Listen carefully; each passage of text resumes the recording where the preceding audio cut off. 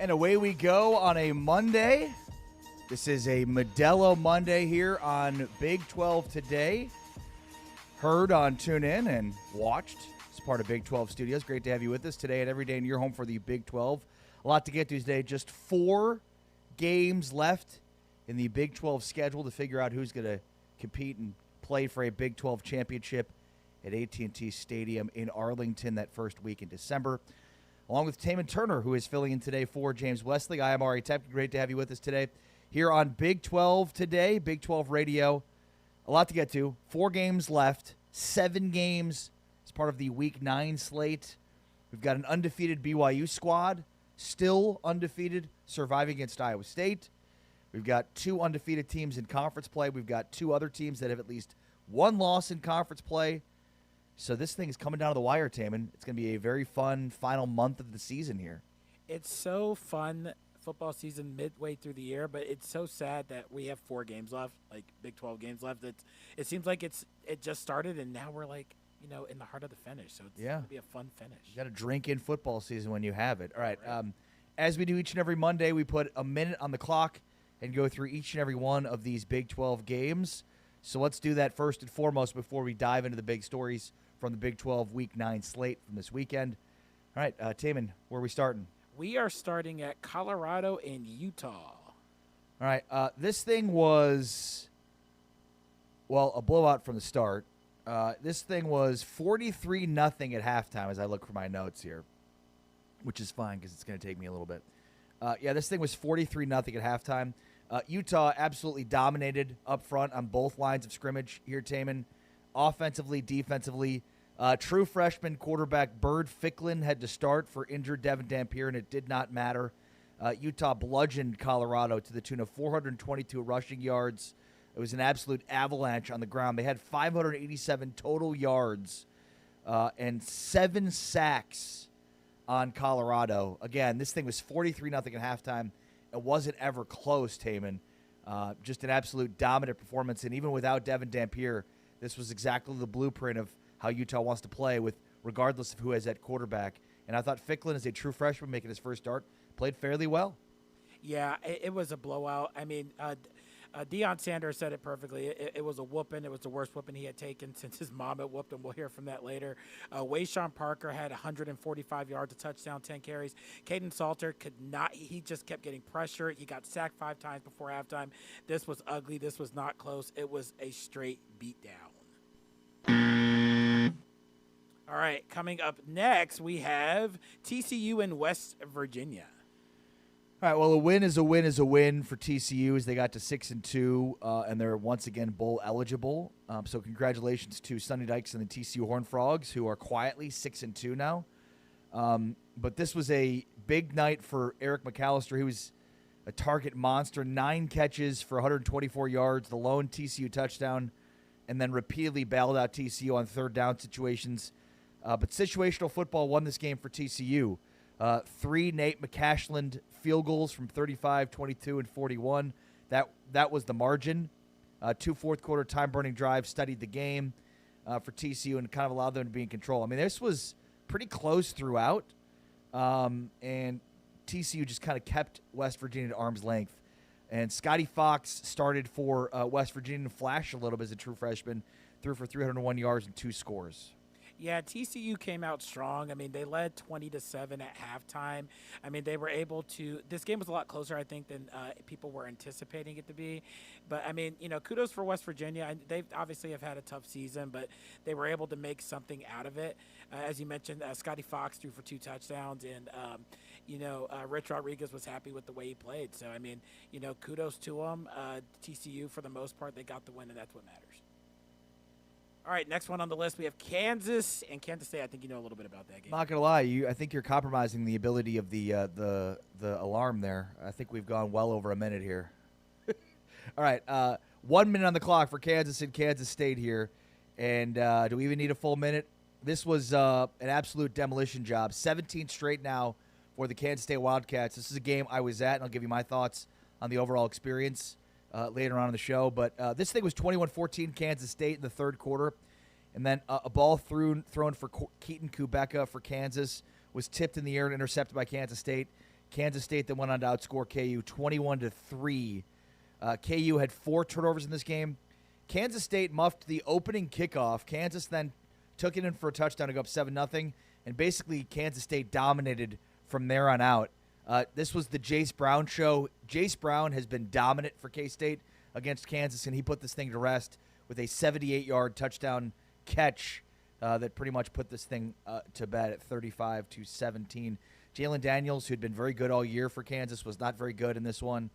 He missed guys in big spots and was just off a few times to Henderson. Yeah, I feel bad for Jalen Daniels, and I got the buzzer, but I feel bad for Jalen Daniels. He didn't get to beat K-State like he wanted to, so I feel for him there. Next one on our list, we have Houston and Arizona State. Maybe he should have played better. What a win by Willie Fritz. Congratulations to Houston. What an unbelievable season. Their over-under win total for the year was 5.5 coming in. They're now 7-1, and they have the most impressive win of the season. They knocked off Arizona State at Arizona State, snapping a 10-game home winning streak. Last time Arizona State lost at home was 2023. Sam Leavitt was knocked out of this game twice. Houston was up 24-0 heading into the fourth quarter and then survived a furious fourth-quarter rally to hand Arizona State its first loss at home since 2023. Connor Wigman was the tone setter, had 201 passing yards, 111 rushing yards, 3 total touchdowns, and Tanner Koziel topped 100 receiving yards. Arizona State was undone by 12 penalties, 2 missed field goals, a targeting ejection, and an illegal shift that erased a touchdown. I give Houston all the credit in the world, especially Arizona State coming off that big win against Texas Tech. I know Jordan Tyson was out. I know that Sam Leavitt got thrown out and got injured. I should say not thrown out, but he got injured. But still, Houston's going out there and winning games despite what faces their way. Next one we have is Baylor at Cincinnati. All right, Cincinnati once again imposed their will on the ground. First 2 drives for the Bearcats. Walker, the running back. 15 carries, 104 yards, and 2 touchdowns, 14 points. So 2 drives, 14 points, 7 yards a carry with 2 touchdowns. Cincinnati then went up 24-0. And similar to the Arizona State game, Baylor mounted a comeback and got it close.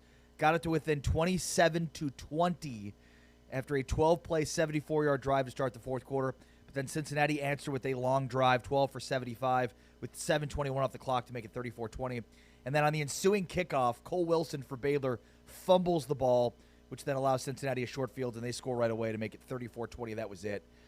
This game was wild because in the second half there were 4 drives, 2 by each team that went at least 9 plays and spanned at least 4 minutes and 30 seconds. Baylor 9 for 79, 419, and a touchdown. Cincinnati 12 of 57 for 521 and a field goal. Baylor 12 for 74, 641, a touchdown. Cincinnati 12 of 75 for 721, a touchdown. So a lot of long drives, Taman, in the second half of this one. Yeah, I feel bad for I don't feel bad. I said Cincinnati started off fast. I think you summed it up well. Let's go to the next one. Oklahoma State at Texas Tech. This is an interesting one. Yeah, no kidding. Texas Tech now, Taman, down to its third-string quarterback. Mitch Griffiths had to finish this game after Will Hammond left this game with what we now know as a torn ACL. Griffiths led 2 8-play drives for 80 yards, capped those drives off with a long touchdown pass to Caleb Douglas and a 1-yard rushing score. This game was never in doubt. Jacoby Williams, on the opening kickoff, with no tortillas being thrown on the field, Taman, houses it from 99 yards. And then they block a punt and then score right away. So, 4 minutes into this game, it's 14-0 Texas Tech. Yeah, I think this game was never in doubt. Texas Tech was easily going to win this game. Baron Morton, you mentioned the injuries. He was listed as an emergency quarterback. But even though Texas Tech won the game, you mentioned Will Hammond having his torn ACL, and we know the injuries that Baron Morton has. Will this be a problem for them going forward? I guess we'll have to find out. Yeah, Jacob Rodriguez with an incredible scoop and score touchdown, if you will, or a fumble recovery for touchdown, or he just took the ball straight away from Valahi and took it to the end zone. All right, so our last one that we have is BYU at Iowa State. Yeah, I said earlier that Houston's win over Arizona State at Arizona State was the most impressive win of the Big 12 season, but BYU's win here on the road against Iowa State was super impressive, especially because they were down in this one. It was all Iowa State, 24-10 at halftime. Iowa State racked up more than 300 yards of offense, and with BYU had to play the entire second half, giving up 300 yards of offense without L.J. Martin in the second half, who left this game, and Sarah, their linebacker. They then proceeded to outscore Iowa State 31-3 the rest of the way. This thing slowly got out of hand for Iowa State, but basically it was tied 24-24 heading into the fourth quarter, and Iowa State muffs a punt. BYU scores 34-27, and then Beck throws a pick six to make it 41-27. It was 2 scores and 2 bad mistakes for Iowa State, about 41 seconds of gameplay, and that cost them in this one. All right, I imitate your sentiments. Put some respect on BYU's name. Some respect. RESPEK. I'll put it like that. Yeah, Taman, I guess any other thoughts overall on these 7 games we just went through?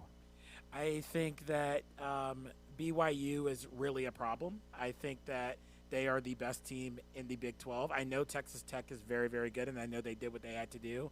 But I like what you said about BYU. I know they were down, but this is how they play. This is not something that really came as a shock. I think it was more impressive that they were able to do it without L.J. Martin, with him being injured.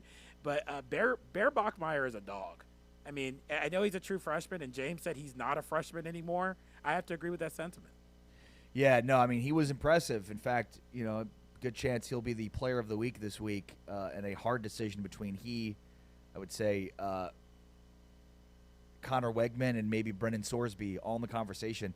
And it's kind of interesting because to some degree, the Big 12 continues to be a league of parity this year with Houston, Cincinnati, and right now at the top of the conference, and then maybe some teams that we expect to be at the top of the conference, not exactly playing at that level, especially Iowa State and Kansas State and 2 in particular. But beyond that, I mean, Texas Tech was expected to be good. They've been very good. But major question mark about the quarterback position for Texas Tech moving forward.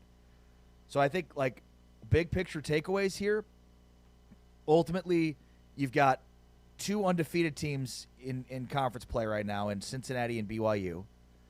Texas Tech and Houston are both 4-1, and Utah feels like they're still in it at 3-2 in conference play, while Arizona State and K-State, TCU are all 3-2 as well, but tough sledding when it comes to some of those tiebreakers, which we'll get into later on in the show. But basically, you've got 4 games left, and Arizona State, interestingly enough, is in the same spot it was last year at this time, at 3-2.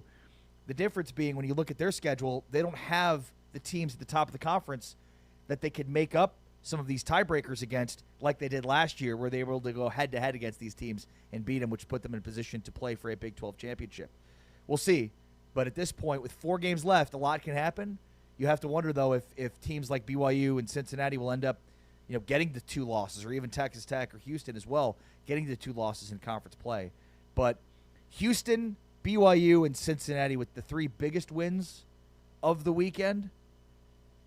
Texas Tech keeps pace, but what do they do with their quarterback situation? And then Arizona State as well, in the same spot they were last year at 3-2 at this part of the year, Taman. But no Sam Levitt. He left this game twice, got knocked out twice, and then Jordan Tyson did not play. It was actually kind of impressive, the furious rally and comeback that Arizona State had in this game, because no Tyson throughout. Obviously, we know the impact that has. And then Sam Levitt got knocked out twice in this game. Arizona State is going to go out there and play their type of football. They're not going to make any excuses for it, but you have to look at their injury situation. We don't know how long Jordan Tyson's going to be out. That played a factor. Sam Levitt is going through numerous injuries, according to Kenny Dillingham. So if Arizona State is going to proceed moving forward, sure, they're in the same situation that they were last year, but these injuries are piling up, and that's going to be a problem. You have to assume as we finish the stretch here. Yeah, and I mean, when you look at Texas Tech, like, Tech travels to Kansas State to take on K-State next weekend. They haven't beaten Kansas State. Texas Tech has not beaten K-State in a decade. And then the Red Raiders welcome BYU. So, I mean, tough stretch here for Texas Tech, and it'll be interesting to see what the situation is with Barrett Morton and Arizona State as well. To your point, like, they're just not getting healthier, and in a situation where, as much as you want to trumpet your depth, if you're Arizona State, just hard to win games without, 2 potential NFL players, Sam Levitt and Jordan Tyson. All right, so much to get to today in terms of big picture here on this Modelo Monday. This is Big 12 Today, plus we continue our coverage of Big 12 basketball media days. We were in Kansas City last week, and so we'll hear from Cincinnati Hoops later on in the show. Also going to be visiting with Jeremy Branham from the University of Houston. He is their basketball play-by-play guy, but also does some work for football. We'll talk about their big win to get to 7 wins now on the season. Matt Tate as well from who covers Kansas, who I bumped into at the game on Saturday. He joins us to break down what happened with Kansas and how hot is the Lance Leipold seat at this point in time. But I got to say, Taman, great trip to Lawrence, Kansas. Had a blast. It's funny because my wife is super weather conscientious. Okay. So, when we're looking at going to a game this year, wanted to go to a KU game this year with the new stadium, wanted to see it, wanted to bring the kids up to Lawrence. Sure. They've been, but it had been a long time since COVID, basically, when, my 7-year-old was 2 and my 10-year-old was 5. So this is their first, memory, true memory. Yeah, 100%. Nice. Yes, exactly. And so, we're looking at dates, and it's like, oh, this will be perfect. We'll go for the Kansas State game. It'll be nice because the weather shouldn't be too bad. It'll be, not quite late October, not quite November. Weather should be nice. And, as luck would have it, of course, from the moment we left Dallas, basically until we got about 2 hours north of Dallas, heading back on Sunday, it was overcast, cold, and rainy for the entire time. The drive north from Dallas all the way to Lawrence, then in Lawrence, then the drive all the way back until we got about 2 hours north of Dallas is when it started to get a little bit of sunshine, a little bit warmer. Yeah, the weather was not great all weekend, whether it sounds like your entire trip. But it wasn't great here in Dallas either. But it was cold. The difference there was it was very, very cold. Yeah, I will say this. It was chilly for Dallas standards, if that makes sense. But, yeah, oh, yeah. Yeah, it was chilly for Dallas standards. But, Ari, do you ever look at the weather? Occasionally. Occasionally? Did you look at the weather for this trip?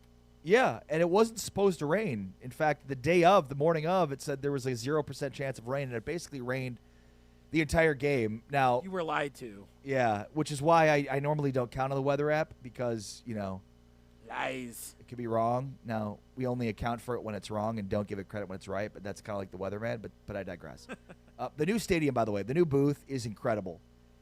I just kept looking around, and I just couldn't believe it. To think that Kansas has an actual real football stadium, how quickly it came together.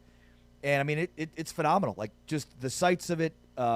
We had great seats. And it's funny because, my kids loved it, even though they were in the rain the entire time, basically. But they were standing on chairs and having fun and enjoying all of the colorful language they were hearing around them. As parents, we probably swear a little bit too much in front of our kids, but this was wild in terms of the colorful language. But that's something you expect, especially in a game where Kansas loses to its in-state rival. Basically everything about the game was incredible except for the game itself.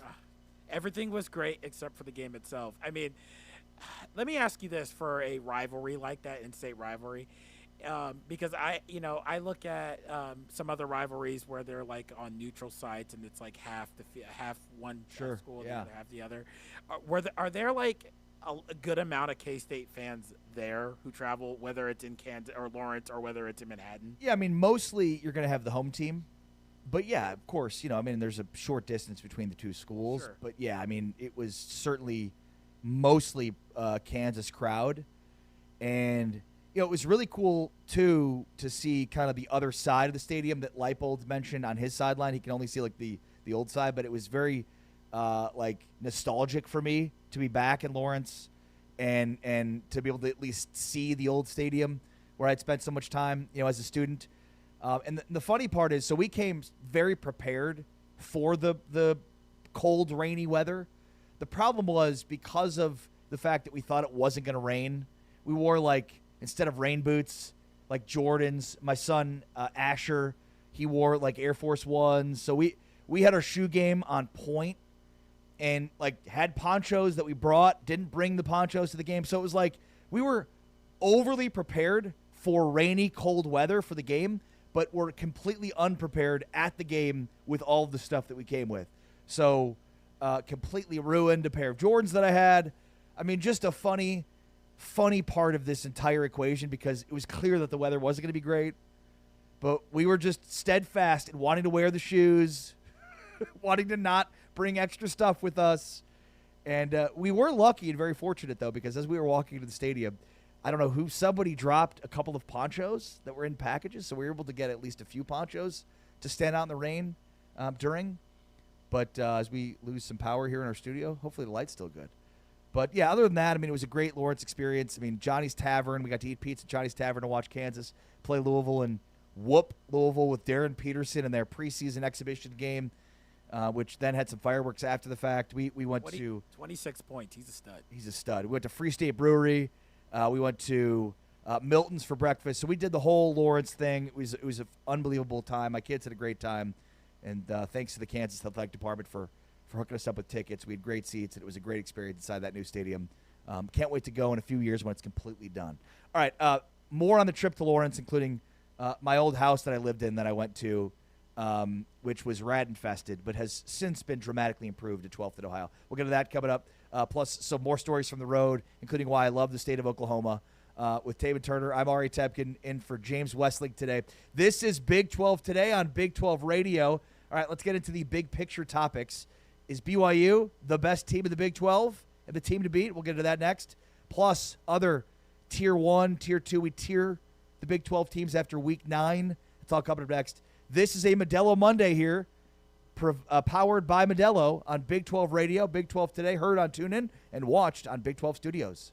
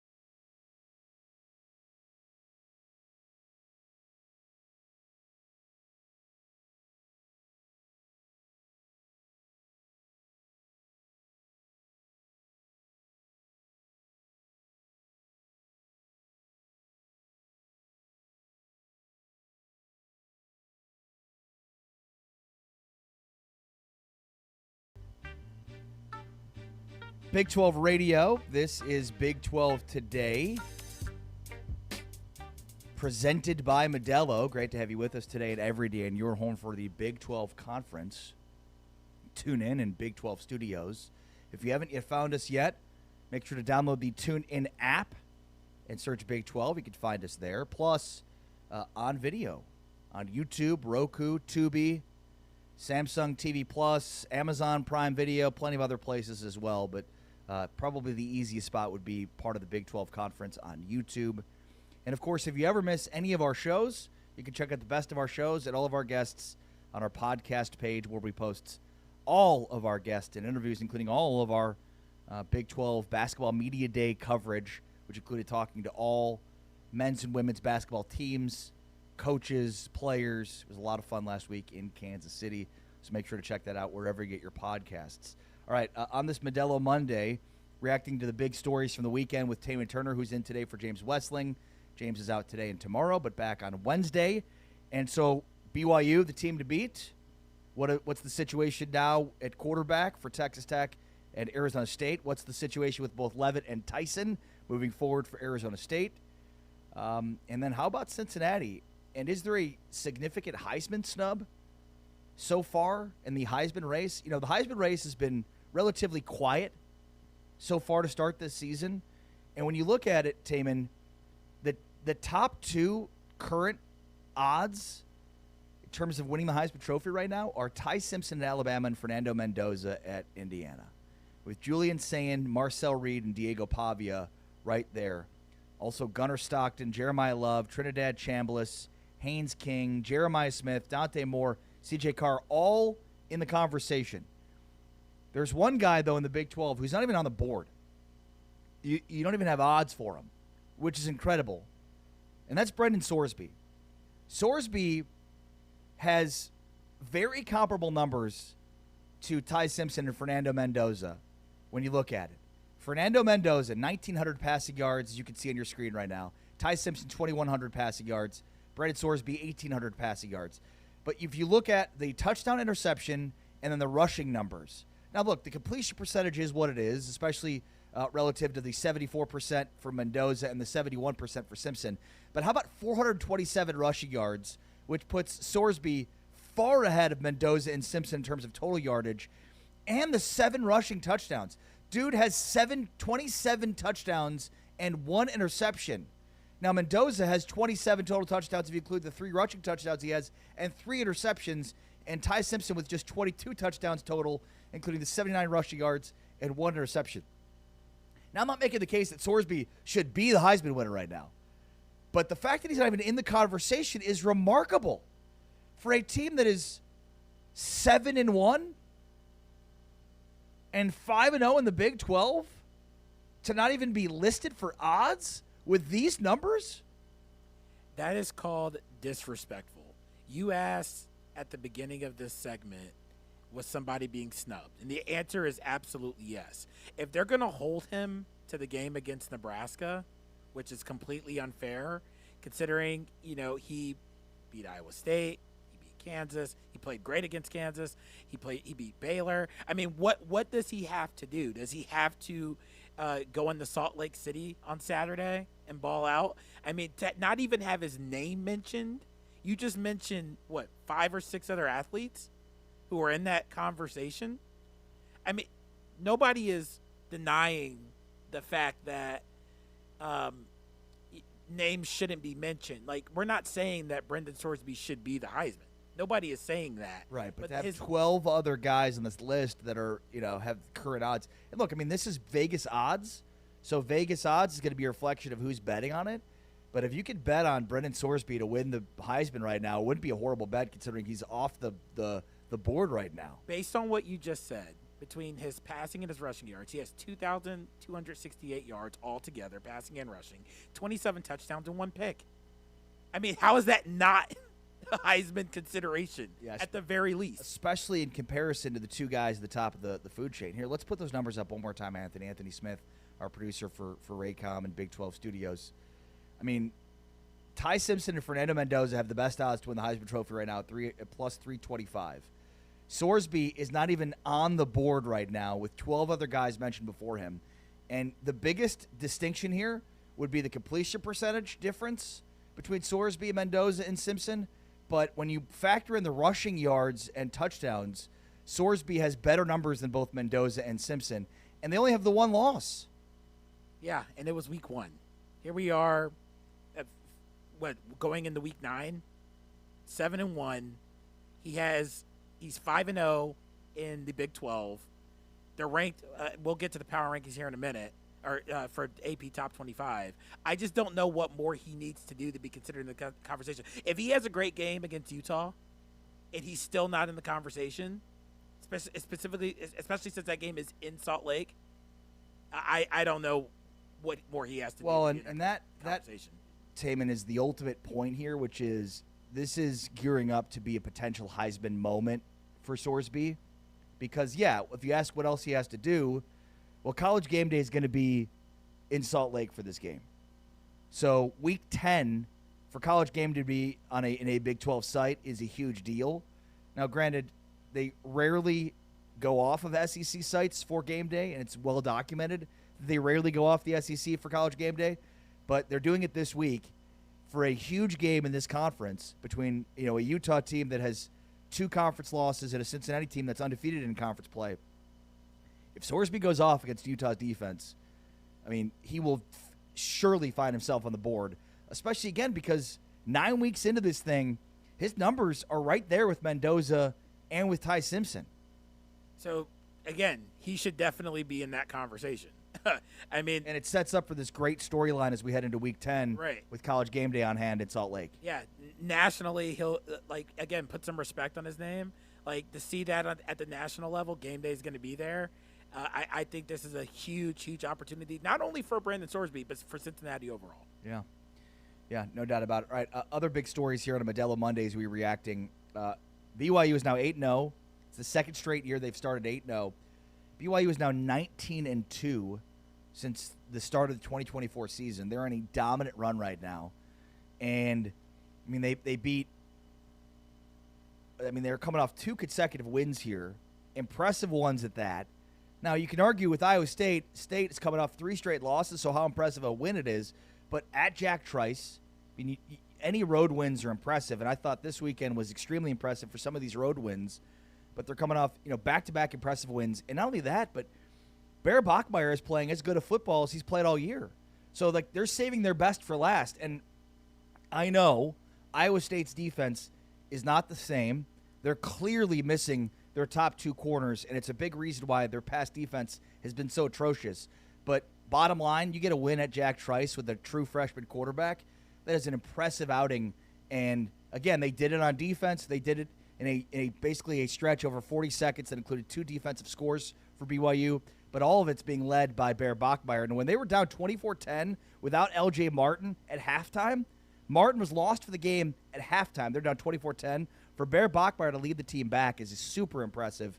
And I guess I should be surprised that BYU finds itself outside the top 10 in latest AP Top 25, but 19-2 since 2024, Taban, is an incredible number. I think listen, you mentioned Iowa State's injuries, right? But then at the same time, you mentioned L.J. Martin got hurt and they were down 24-10. Bear Bachmeier is doing what he's supposed to do. He's taking advantage of an injured defense. That's what a great quarterback does. He doesn't falter. He doesn't, play down to this level of competition. You take advantage of it. He went 22 for 35 for 307 yards and 2 touchdowns. He was able to also get 49 rushing yards and another touchdown. L.J. Martin was out for most of this game. They had to come from behind. And look at this. This is not something that's new to BYU. They had to come back against Arizona a couple of weeks ago. They've been in this position before. They just came off before this game, they came off a tough win against a rival in the Holy War against Utah. I don't think they were fazed by it. And on top of that, we talk about them being disrespected. If I'm not mistaken, they were the underdog in this game. Yeah. I don't know why they should be. BYU is answering all their critics. They're 8-0. I mean, they should definitely I think they're the favorite in the Big 12 right now. I know, no disrespect to Texas Tech. I know they're going to play each other. What, next week or the week after? I can't remember right off the top of my head. So BYU has an off week. Texas Tech goes to K-State, and then they play the following week in Lubbock. Yeah, I know that's going to be a tough game, and if Texas Tech were to win that game, I'm not going to be surprised. But Texas Tech has some major injuries. We don't know about the quarterback situation. Skylar Howard is still out. I mean, Texas Tech has some issues. BYU is playing at a very high level, and I think they want to make a statement, and I think they want some respect. Yeah, here's what Bear Bachmeier said following this latest win for BYU. Yeah, you always like to think you're a quote-unquote tough guy. Actually, I'm kind of mad at myself because I wussed out on one of those runs where we were trying to, milk the clock, and I slid down. So that was kind of a wussy move, but I always pride myself on being very competitive and being very tough, and that's just the way I was raised. Yeah, Bachmeier is one tough cookie, and a big part of his game and how he's been effective all year is with using his legs. But I think Aaron Roderick's done such a good job in managing this offense to give him easy throws. You see here with the long pass to Chase Roberts that he's got a few layered receivers, short, intermediate, and deep in the same spots. So he kind of has his choice of where to go with the football. He's decisive. He knows where he wants to go. It's a really good, well-schemed offense with the right player to play with it. All right, so big storylines. Brendan Sorsby probably should be in the Heisman race. Bear Bachmeier and that BYU team 8-0 and now 19-2 since the start of 2024. And then the health status for Texas Tech and Arizona State. Baron Morton, what's his situation? We now know Will Hammond will miss the rest of the year with a torn ACL. So it's either Baron Morton or Mitch Griffiths, the transfer from Wake Forest, which how lucky and fortunate is Texas Tech to have at least a guy that's played before, backing up Will Hammond. So Griffiths or Morton will help to bring Texas Tech home here. And then Arizona State, Sam Leavitt and Jordan Tyson, what's their status moving forward? Here's what Kenny Dillingham said following Arizona State's loss to Houston about the status of Sam Leavitt, who sustained multiple injuries in the Arizona State loss to Houston. Yeah, well, Sam got retweaked there at the end. So he got tweaked at the beginning. We sent him in there, got some imaging. He wanted to go right back in, and I said, no, you're going to get imaging before you go back in. I don't care how you feel. And then he came back, and then at the end he tweaked himself again, so we held him out. And Jeff did a really nice job moving the ball down the field, moved all the way down the field, scored a touchdown, 2-minute drill. And then there at the end, bang, bang play, great play by them to knock the ball out. So it was ankle? I'm not going to comment on what it was. Kenny, just to clarify on Sam, did he re-aggravate the injury he had earlier in the year? Or is this something? Two different things. So, two different things throughout the game. And, I don't want to comment on the second. The first one was just kind of, a scare, hopefully, based off what we saw. The second one, we got to get more, look into it more before I really comment on it. All right, so there's Kenny Dillingham basically saying, so Sam Leavitt had the injury earlier in the season, which caused him to miss a game, and Jeff Sims to start. And then he suffered two what appears to be different additional injuries in this game, which knocked him out both twice in this game. And look, Sims led Arizona State on a touchdown drive at the end of the game that got them within striking distance before this thing was decided. But, Taman, when you look at Texas Tech and now you're in a situation where you've got Baron Morton hobbled and Mitch Griffiths is backing you up, and Jeff Sims or Sam Leavitt plus no Jordan Tyson, that's very problematic for two favorites in the Big 12 right now. It's really unfortunate because these two teams are both really good when they're both really healthy. And we talk about that Big 12 championship game up in Arlington in December. We talked about these two teams having a rematch, right? Well, now that's kind of put in jeopardy because of injuries. We don't know if that's going to be the case. I don't think anybody doubts that when these two teams are completely healthy, they are two of the best teams in the Big 12, if not in the country. But injuries, it's unfortunate that they're a part of the game, but it's unfortunate to see it happen to such really, really great players who make such a prominent impact on their team. And for Arizona State, they've done a really good job of weathering the storm. Like the fact that they've had Tyson and Sam Leavitt have to miss multiple games, and yet their record is still what it is impressive because, depth is what it is. Like, it's good to have some semblance of depth, but you're just not going to have the depth to replace a guy like Jordan Tyson. Like, He's one of one for them. He's going to be a first-round NFL draft pick. So, when you go into a game with your quarterback not having his number one target, who we know is the monster on targets on third and fourth down, it's a huge difference. And then further, you have to play multiple series in this game with your backup quarterback without Jordan Tyson. Again, if you've got Tyson, makes things a little bit easier for Sims. Without Tyson, things are really difficult for Sims and for Levitt. So I think the bigger issue for either of these teams in terms of injuries when we're looking at Arizona State and Texas Tech is that it's not just one injury that State is dealing with, rather that State is dealing with. It's multiple injuries here that are significant and impossible to replace. Yeah, I think that, a few weeks ago, I got to give Arizona State some credit. A few weeks ago, Kenny Dillingham said that this team is never going to make mistakes. And I get a coach is supposed to say that. They're never going to make excuses, I should say. But, when you have Sam Levitt with his injuries, Jordan Tyson with his injuries, I mean, that's going to be an impact on your team and not in a positive way. And by the way, we haven't yet talked about the Arizona State fans during this game, but they were none too pleased with some of the officiating in this game. And yet, I mean, regardless of how you feel about the officials, throwing beers and water onto the field, just a really bad look. And especially in a week where we kept talking about things being thrown onto a field. But, there was an illegal motion called on a Shimon Mateer touchdown, and I get it. It took a touchdown off the board, but it was a clear illegal motion. The dude was moving. So, there was a targeting flag that was picked up late that was certainly questionable. There were some iffy calls, but, you got to make the plays to win the game. Yeah, I hate when fans complain about officials and completely disregard how their team played in big moments. You can't control officials. All you can control as a team is how your team plays, right? You as a team can control how you play and how you respond. And Arizona State had plenty of opportunities to win this game, and they just didn't make the plays. Officiating, be damned. Fans getting mad at officials are a part of the game, but throwing things should never be a part of any game. Just ask Texas Tech about what their fine would have been if they had not banned the tortillas. Yeah, no kidding. It'd be interesting to see what Arizona State's fan fine is after this one, considering the last few weeks we've had with fans throwing things on the field from the Big 12. All right, plenty more to get to, including the Big 12 stars, who is the player of the week, the coach of the week, the atmosphere of the week, and the jersey of the week. We'll touch on that coming up next. Plus, hot seat check-in time. So any of these coaches find themselves in the hot seat? Lance Leipold, Dave Aranda, are these hot seat coaches now based on how their teams have performed? All of that on the way next. With Taylor Turner, I'm Ari Temkin. This is Big 12 Today on Big 12 Radio, heard on TuneIn, watched on Big 12 Studios, and presented by Modelo.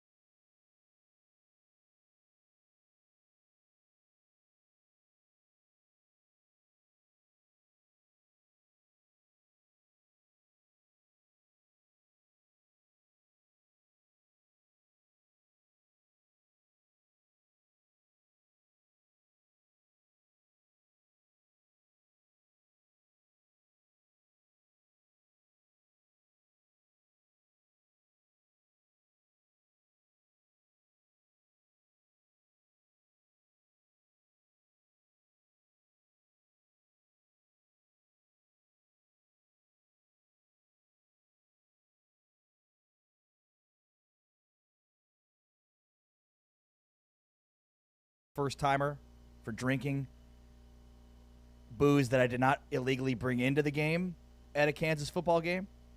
So cheers to me for purchasing alcohol inside the stadium for the first time ever. You know, because previously you couldn't purchase it, so you had to bring it if you wanted to keep the party going, you know.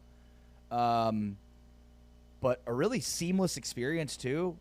I've been to a few stadiums that have these, like, walk in and grab your stuff and then pay yourself instead of having to deal with the counter with somebody that takes forever and creates these long lines. It was fantastic. Huge fan of the new booth, David Booth Memorial Stadium for Kansas. And it's only going to be even better when they finish it in 2027. It was great to be out at Kansas State. All right. With Taman Turner in today for James Westling, I'm Ari Temkin. Plenty more to come from stories from the road, including why I love the state of Oklahoma and my rat-infested house my junior year of high school, my junior year of college, which we revisited. That was it. So, can you explain that more? Oh yeah, no, we will. We'll get into that. Okay, good. Okay. We'll get into that coming up. All right. Huge storylines come out of Week 9. We've talked about many of them, including the injury stuff to, Baron Morton and Sam Levitt plus Jordan Tyson. What does that look like? BYU staying undefeated. Brendan Sorsby should very much be in the Heisman race, even though he's not even anywhere to be found in terms of the odds. The AP Top 25 is released. But it's time now to get through our big stars from this Big 12 weekend. Each Monday we highlight the player of the week, the coach of the week, the crowd of the week, and the jersey of the week. And so let's get right to it, including our player of the week this week, which to me could have gone to a few different players. It could have gone to Brendan Sorsby. It could have gone to Connor Wegman. It could have gone to Jace Brown for Kansas State, the big game that he had. A lot of candidates that could have gotten this award, but I'm going to go with the true freshman, Bear Bachmeier. 22 of 35 for 307 yards and 2 touchdowns through the air. Also added 12 carries for 49 yards and a touchdown. So 3 total touchdowns, 350 total yards, an incredible performance in a tough place to play. Jack Trice is not an easy place to win, and Bear Bachmeier and BYU ran away with this thing in the fourth quarter. I like that pick. I'm not mad at it. I like what you said at first. There's a lot of people who could have gotten this award this week. You know who I'm giving it to? Bird Ficklin. He had a great game. He went 10 for 22, 140 yards, 2 touchdowns. He had 20 carries. He rushed for 151 yards and a touchdown. Listen, I know Utah was expected to win this game, but let's be honest. We did not think it was going to be this bad. I mean, Utah dominated. Burt Ficklin felt comfortable. He was happy. He felt good. I can't complain. I got to give it to Burt Ficklin. All right. All right. Coach of the week this week for me is Chris Kleiman. Another win for Kansas State against Kansas. Kleiman remains undefeated. And here, take a listen to what Chris Kleiman said about the motivation for his Kansas State team heading into this game against KU. I know our guys kind of could feel a little bit, not necessarily disrespect, but like, for sure this is the year, for sure this is the year. And it kind of pissed off a lot of our older Kansas kids. And I told them, guys, you just got to prepare and you got to prep this week. You can't worry about Saturday. It's going to get here. And if we do the things we need to do, I have a feeling we're going to play really well because these guys were razor sharp and focused, even coming off the bye week, that we knew if we played average, we'd lose the game. We knew that because that's a dang good football team, and I got so much respect for Lance, and he knows it. But if we played our best football, we were a better football team. I really believe that, and I got the kids to really believe that. That was a complete performance. Yeah, I mean, well said. Coach of the week this week probably couldn't go to any other coach given what he just said there and the performance they had. 42 points, 17 straight wins now against Kansas, your in-state rival. And you do it in a year where things have not gone your way. You're just 4-4, 3-2 in conference play, as is Kansas. But clearly Kansas, heading into this game, looked like the better team, and Kansas State proved it on the field. So coach of the week this week for Chris Kleiman, who did an amazing job in getting his team to believe they were the better team. Oh, and by the way, ton of in-state recruits in the house for this one. Did not bode well for Kansas, who seemed unprepared for this one. And we'll get into some of the hot seat talk with Lance Leipold coming up on the show. But Coach of the Week, undoubtedly Chris Kleiman. All right, let's get to jerseys of the week, Taman. And I'm curious for your thoughts on this, but West Virginia with the Coal Rush uniforms, loved them. They do them every year at least once. Black with dark gray, really good look. Loved the Coal Rush uniforms for West Virginia. 100% agree. I thought they were fire. I thought they give a little jolt. I love that they do it once a year. I wish they did it more than once a year, but I agree that is a very fly jersey, and I'm 100% on board with it. I would like to have one personally. Yeah. The helmet's really cool, too, with the state of West Virginia Yeah. outline. Yeah. Big fan. All right, in terms of the crowd, best crowd of the week, I'm giving this one to Utah, to Rice-Eccles Stadium. It was loud. It was obviously a blowout, so it stayed loud throughout. Just a incredible atmosphere. Again, with the flags. Love Utah has those, long flags that people will bring and unfurl them in the game, and it's really cool. Looks cool in the crowd with the flags waving throughout the game. But, yeah, I mean, just an absolute blowout. This game was 43-0 at halftime, so Utah fans got there early, stayed, and were amped up the entire game as they blew them out. This was a tough one because there were a lot of impressive road wins. Houston, TCU, BYU all win on the road. K-State wins on the road. So of the home teams that won, I thought maybe give it to Cincinnati, but for me it was Rice-Eccles Stadium and Utah. Yeah, I'm going to give it to Utah, too. Cincinnati is a great atmosphere, and I give them a lot of credit. But Utah, obviously, they had a tough loss last week against BYU, but they were going for it. They did not care. They were enthusiastic. They were having a lot of fun despite the blowout, and they made sure Colorado heard it. I'm sure Dion was not happy about it. All right, there are our Big 12 stars of the weekend. On the way next, we go around college football, including a huge win for Indiana, more coaches losing their jobs and more buyouts. Plus, are there any Big 12 coaches on the hot seat? We'll get into all that next with Taylor Turner. I am Ari Tepkin. This is Big 12 Today on Big 12 Radio on TuneIn and streaming on Big 12 Studios.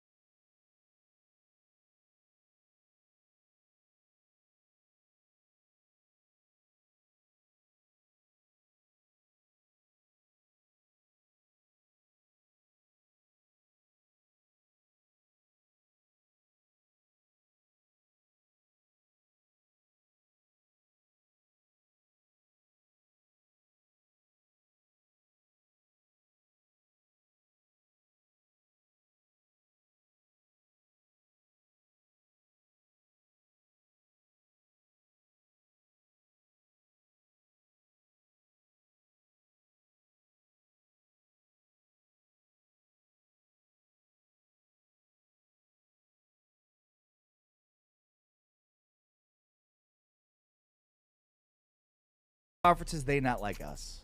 Along with Taman Turner, I'm Ari Temkin. Taman in today and tomorrow for James Westling. Big 12 today on Big 12 Radio. You could hear us on TuneIn and watch us on Big 12 Studios. Check us out on Tubi, YouTube, Roku, Amazon Prime Video, Samsung TV Plus, and many other platforms. DirecTV Stream. Just search Big 12 Studios to find us wherever you want to. Of course, on YouTube as well, probably the easiest place to find us, or on TuneIn. And, of course, you can always catch our podcasts as well. Just search Big 12 Radio wherever you get your podcasts. We are presented by Modelo on this Modelo Monday on social at RA Sports. You can tweet at Taman T717, I believe. 717. Taman T717. Or 717, either one, right? Yeah, well, 717 sounds cooler. Does it? Yeah. Why? I don't know. It's been my Twitter name since 2011 when I joined Twitter. So I don't know. It was always like Taman T717. Is your birthday July 17th? You are correct. Oh, okay, so that makes more sense. All right, so last night we learned that Brian Kelly was going to be losing his job. That story is absolutely wild out of Baton Rouge, and I'm literally willing to believe anything. I mean, so far some of the reports on this are just entirely hilarious. I mean, if you go to like any major college football publication, ESPN.com, CBS.com, any of the big ones, Yahoo Sports, just these stories are wild. Thamel, sources, LSU coach Brian Kelly was informed of the intention to dismiss him earlier today. The school is expected to form the team of his development tonight. Talks about the terms of his departure are expected to continue. And just the behind-the-scenes stuff that is now being reported on how this all went down. And, you know, Brian Kelly was asked to dismiss his offensive coordinator. He wasn't willing to do it. And so then they dismiss him. I mean, it's crazy. And maybe the craziest stat of all of this, Tabit, is the fact that Brian Kelly becomes the first coach at LSU since Gary DiNardo did not win a national title. The last three coaches at LSU, Ed Orgeron, Nick Saban, and Les Miles, have all won national titles at Louisiana State University.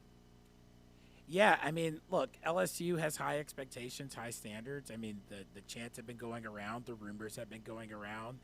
I think what's most interesting in all of this, I mean, this is the second highest buyout in history. $53.8 million for Brian Kelly. Jimbo Fisher's is the highest at $76.8 million when he was at Texas A&M. You know, I was telling Ari before the show, it seems like everybody's getting a buyout. James Franklin gets a buyout. Brian Kelly gets a buyout. Ari Temkin gets a buyout. Taman Turner gets a buyout. We're all getting buyouts around here. But no, this. Did you get a buyout? Because that's news to me. I'd love a buyout.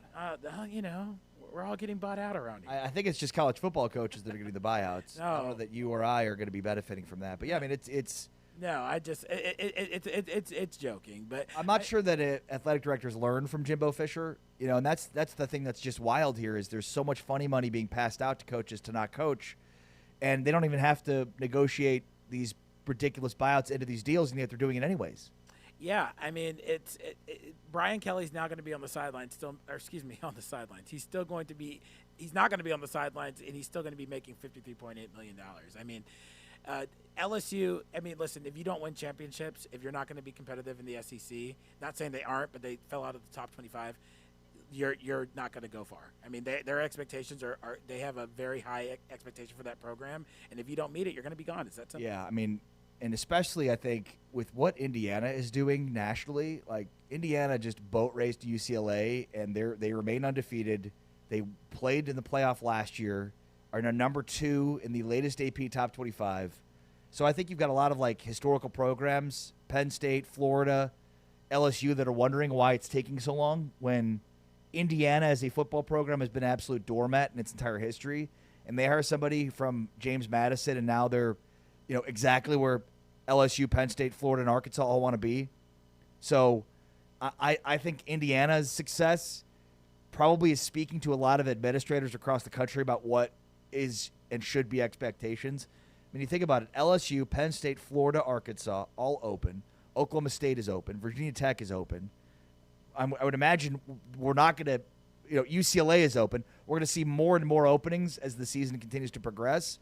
But, and look, this is no different than any other year where you've got a lot of openings by the end of the season with big-time programs, but it just pressure is more ramped up. You know, before you could have success in a season by not playing for a national championship. There was only 2 teams that played. So you could have success as a team, beat your rival, get to 10 wins, get to a big bowl game. That would substantiate a season. Then it was 4 teams, but still, you know, beat your rival, get to 10 wins, get to a big bowl game. That would satiate the administration. But now, if you're out of the playoff picture, you're doomed as a coach. It doesn't matter if you beat your rival. It doesn't matter if you win 10 games. It doesn't matter if you get to a good bowl game. None of that stuff matters. You can win 10 games in modern college football, beat your rival, and get to a good bowl game, but not make the playoff, and you're going to be out of a job. Now, there are some context to some of the guys that have been dismissed this year. I mean, you know, we talk about Mike Gundy here at Oklahoma State in the Big 12, but like James Franklin, his reputation was couldn't win the big game. Oh, yeah. Couldn't beat big teams. Completely justified. Right. Brian Kelly, LSU is, you know, you're not going where your contract says you should be. You were a splashy hire in 2021. You were supposed to be the guy that brought LSU, or I want to say brought LSU back, continued the LSU legacy. But he's not doing that, so he's gone. Yeah, I mean, he won 10 games his first 2 seasons, 9 games last year, and now they're at 5-3. So, I mean, it certainly looks like they're trending away from getting to double-digit wins again. But, I mean, that is an for insane LSU's expectations, that's standard. unacceptable. Yeah. And the standard is high, but other coaches in their history have met it. Well, and again, for a guy that is, you know, if you're a nice guy and you've got a lot of people in your corner, you're going to buy yourself more time. Brian Kelly is not that. He is an alpha. He's probably tough to deal with. And, I mean, there's a path and a history here that suggests that losing football games is far more important than some of the things that have happened to him at his other stops. But dude's won a lot of football games and won a lot of games at LSU. But to your point, Taman, just not enough. I mean, I think the Brian Kelly one is more surprising than the James Franklin one because Franklin clearly had a ceiling at Penn State. Brian Kelly might at LSU, but I think it's still undetermined. And again, at this point in his 4th season, where it feels like you're going backwards, I get why LSU would make this move. Let me ask you this. Do you think that there are any coaches right now in the Big 12 in the hot seat? Do you think Lance Leipold or Dave Aranda is on the hot seat? I think Dave Aranda's on the hot seat. I think his seat is warmer and warmer. They've lost 2 straight. They've lost 3 out of their last 5. Baylor is a school that is trying to be on the up and up on the Big 12. They have high expectations there, and Dave Aranda, he's not meeting them. And it seems like every single time after a loss, it feels like you're getting the same out of him. And it's like, where's the team's going? The defense isn't good. They can't stop anybody on the run. They keep saying we got to get better. We got to get better. Well, you're not getting better. You're trending in the wrong direction as the season is winding down. Yeah, here is Dave Aranda following Baylor's latest loss to Cincinnati. An impressive, very impressive defensive performance for the Cincinnati Bearcats. Way frustrated, man. It's angry, you know. That's a hurting locker room. You know, the thing that strikes me is we're in a position to get a stop and get the ball back to our offense to go win the game, and we just couldn't do it. Whether it's a yard short here or a guy less there, or we didn't make this communication here, it's just so frustrating. And you know, we got ourselves in position and we couldn't do it. So that falls on me, and that's hard to take. Yeah, I mean, to your point, Taman, like he just continues to say the same things without really executing on fixing, but maybe some of this is not fixable at this point in time. I agree with you. I think if we're talking about 2 coaches that are potentially in the hot seat, I certainly wouldn't put Leipold yet on the hot seat. I mean, Leipold might have a ceiling. We talk about James Franklin being really good but having a ceiling. Leipold may have a ceiling, and I think that's what Kansas needs to figure out here. I would still – now, you got to get to bowl eligibility this year, and they should. They'll play Oklahoma State this weekend. That should be a win. So you get to 5 wins, and you got, you know, basically 3 games to get 1 more win against at Arizona, at Iowa State, Utah. So maybe, I mean, They might finish the season at 5-7 again. We'll see. But they're going to have to win a game they're not expected to win at Arizona, at Iowa State versus Utah. But, I mean, the way that they showed up or didn't show up for Kansas in this game, I mean, that was probably the most surprising part, where, I mean, you just got outplayed in every way. And, yeah, Daniels missed some throws. I mean, he had some opportunities to make some plays down the field and didn't, and that put their defense in a bind. But you just expect more from a team that has lost so many consecutive times to Kansas State, and especially in a night where you've got a bunch of recruits in the building, you're trying to show off your brand new digs and a new era of Kansas football, and instead it's like the same old Jayhawks here losing to Kansas State, their in-state rival who, again, are closing in on 2 decades of winning this game consecutively.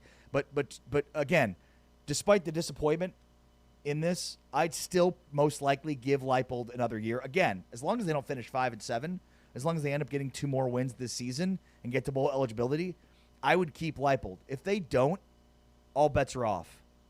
All bets are off. I mean, you got to win 2 of your final 4 games against Oklahoma State, Arizona, Iowa State, and Utah. You can win 2 of those. On the other side, as you're pointed out with Aranda, I mean, the most surprising part about this outcome is the 20 points they scored.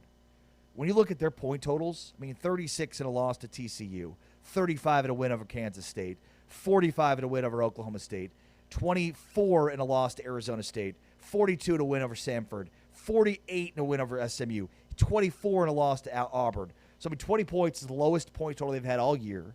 That's the surprising part, is they couldn't put points on the board. And, I mean, the 41 that they gave up is less surprising because that's what they've done all year. But that's the reason that Aranda's on the hot seat. You know, it's interesting. Aranda finds himself in the hot seat almost every year, even last year, where they rattled off a bunch of wins consecutively at the end of the season, now looks like fool's gold. But I don't think it's completely unjustified at all. You've got a figurehead right now that there's major question marks about his ability to be a figurehead. He doesn't do a ton of press conferences. He doesn't like to talk to the media. He's probably not good at talking to the media. And he's clearly, the biggest issue with this team is the area that he should be at his best, which is defensive coordinator. I mean, these numbers are atrocious. 41 points, 42 points, 34 points, 27 points to a bad Oklahoma State team. I mean, these are horrible numbers. When they're averaging, giving up seemingly 40 points a game on defense, I mean, that's terrible. Even in wins, they're giving up 40 points. The defense had to be better. They were bad last year and won despite it. And you knew going into the offseason the things you had to fix, and they didn't fix it. That's on the head coach, Taman. I mean, last year they gave up a ton of big plays. That was their issue on defense, a ton of big plays. This year, big, small, it doesn't matter. They're giving up all the plays. When you look at Baylor's schedule the rest of the season, they have UCF, Utah, both at home. They have to play at Arizona. They play Houston. To be honest, I see at least three losses on this schedule, on this final stretch for Baylor. I mean, you know, we talk about the hot seat. I think it's very, very warm. For Lance Leipold, we talked about Kansas earlier. I think his is mild. You know, we talk about the weather references. His is very mild. I think Leipold has another year. Dave Aranda, I mean, you talked about the defensive woes, but their offensive woes are problematic. I mean, they can't score, and they give up too many points scoring. Even in their wins, they give up too much. Well, and I mean, I'll go back to what Dave Aranda said after their 42-7 win against Samford. He said, we didn't play well. You won 42-7 and you didn't play well. Listen, I know coaches are always going to be hard on their players. They're going to do what they got to do. But at the same time, if you look at how Baylor has played pretty much all season, they have not looked good. So they're not meeting the standards or the expectations that the donors at Baylor have. yeah, the two teams right now that we put in this, in Kansas and Baylor, both 4-4 here, heading the final 4 games of the season, Taman. Baylor has UCF, Utah, at Arizona, and Houston left. Kansas is in a similar spot where they've got at least one winnable game left, plus 3 toughies, including Arizona on the road. Now, I would take Kansas's at Iowa State over what Baylor has left with Utah and Houston. But I also think, like, Leipold, to me, is probably safe if you get to 6 wins. I don't think that's the case with Aranda and Baylor. I don't think 6 wins is going to be enough. And it's even tough to think that they could get to 6 wins with the 4 that they have left. I mean, Utah will be able to run all over them in a couple of weeks. I think the same for Arizona on the road. And then how about Houston? I mean, 3 good running football teams. And not to mention UCF this week. It's going to be tough. I don't know. I think Aranda is going to be out. I think this is the last year for Dave Aranda. I agree. I think Leipold will be back, but he's got to show something next year in his first year without Jalen Daniels. I think Aranda will be out. I mean, even if they get to 6 wins, I don't see any way that he survives this season because of how bad and unprepared their defense has looked. All right, that's Taman Turner. I'm R.A. Temkin. This is Big 12 Today on Big 12 Radio. Coming up next, we visit with Wes Miller heading into this season for Cincinnati football. Scott Satterfield was certainly in the hot seat, but all they've done is won and now are 7-1 on the season. But how about Cincinnati basketball? Huge year for Wes Miller. And we were in Kansas City last week for Big 12 Basketball Media Days. You'll hear our conversation with Wes Miller, plus Kirk Carissa, who's now with Cincinnati doing his college tour. Went from Arizona to West Virginia to somewhere else to now Cincinnati. And then Day Thomas as well. That's who we're visiting with in our Big 12 Media Day coverage as it continues next. Right here on a Modelo Monday with Taman Turner and for James Westling. I'm Ari Tepkin. This is Big 12 Today on TuneIn and streaming on Big 12 Studios.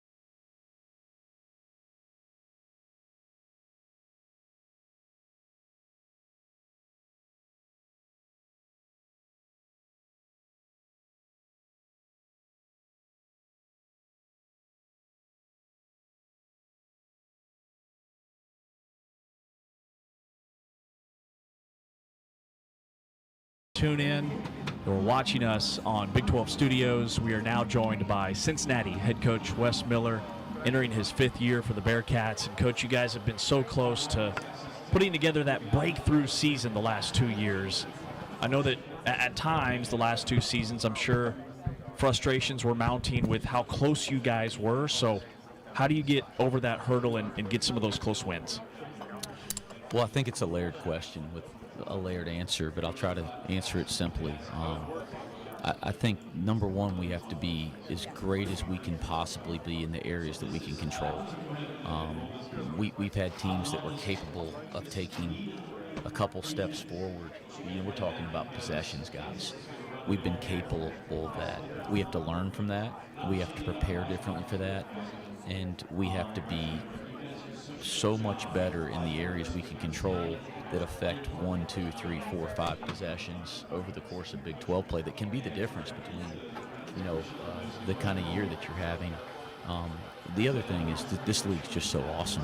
I mean, it's so competitive. This is the best basketball league in America over at least a decade or more. You have to embrace what that means. You have to prepare for what that is. And I think after 2 years, we have a much better understanding of that. Coach, we just talked to Kirk Creaser, and we asked him specifically, why did you choose Cincinnati? You want to guess his answer? I don't want to guess with Kirk. Kerr's a loose cannon. I'm smarter than to guess about what Kerr will say. He said defense. I wouldn't have guessed that. Yeah, I wouldn't have guessed that either. And I was shocked because, he said he gave you a really high compliment. He said you make defense fun.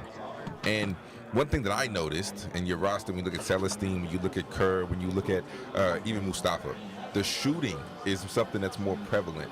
Was that something that you specifically targeted this offseason? Absolutely. I think over the last 2 years, scoring as you get into the night after night grind in this league is very challenging, and that's for everybody. And that you have old smart players, you have elite coaching, so the schemes, the adjustments people make throughout league play are different than anything you're going to see night in, night out in non-con.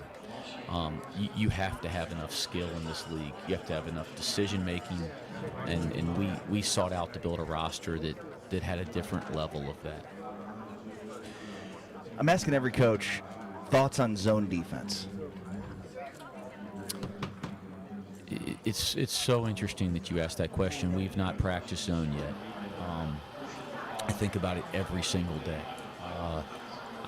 I think for Cincinnati, in terms of our game, I'll leave that up to you guys as a whole. But for Cincinnati, it's going to be important for us that we have a secondary defense that we can play more consistently than just a throw out a 2-3 change of pace. I mean, I think all of us have some kind of 2-3 in at a minimum every year that we can use for practice, or, hey, let's come out of a timeout and jump into it. But I think we need to make sure by the time we enter January, we have a defense we have confidence in that gives a different look, that we can play in some of these chess match games that you're going to face within league play.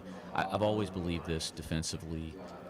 If your man-to-man foundational principles are elite, you're more prepared to build a secondary defense easily, right? So, because you have in any defense in the world, you know this. You got to move to the ball, right? You got to move in the direction of the ball. You got to load up to the ball. You have to be ready to play early in a possession. You have to have great initial position. You have to block out and rebound. I mean, you have to have active hands and great ball pursuit. I mean, if you can get your man-to-man really good and all those facets really good, you can put a secondary defense in within a couple weeks and get really good at it. So it's going to be a big part of what we're doing, even though we haven't installed it yet. But my goal is by January, it's something we have a lot of confidence in. Okay, this is when the basketball nerd in me comes out, because I could talk a conversation like this for hours. So what, you said no 2-3, okay, so what secondary defense, not that you would put in, but just what secondary defense at this level do you think would actually work and actually be effective? Because as I think about it, I mean, I feel like coaches are so smart and there's so many good offensive minds that as I try to think of a secondary defense, I'm like, man, what would actually be effective to really slow you down a little bit? Because like a 1-2-2, I feel like would just be a little too easy for coaches to pick on if you get the ball to certain points. A 1-3-1, I think guards are too good. They can get the ball to the corners and they can swing really fast. So I'm trying to think like what secondary defense, don't give us your scheme or whatever, but what secondary defense do you think could actually be effective at this level? No, and I think about it the same way you do. I think we all do. And I want to be clear. I don't mean you can't play 2-3. I just think some of us, and I'm guilty of this over certain years I've coached, you just know you got to have some zone in, again, just for preparation or just to change a pace. So you just throw in your high school 2-3 and let them figure it out, right? Like they're old, smart players. They can play. They played zone in their life.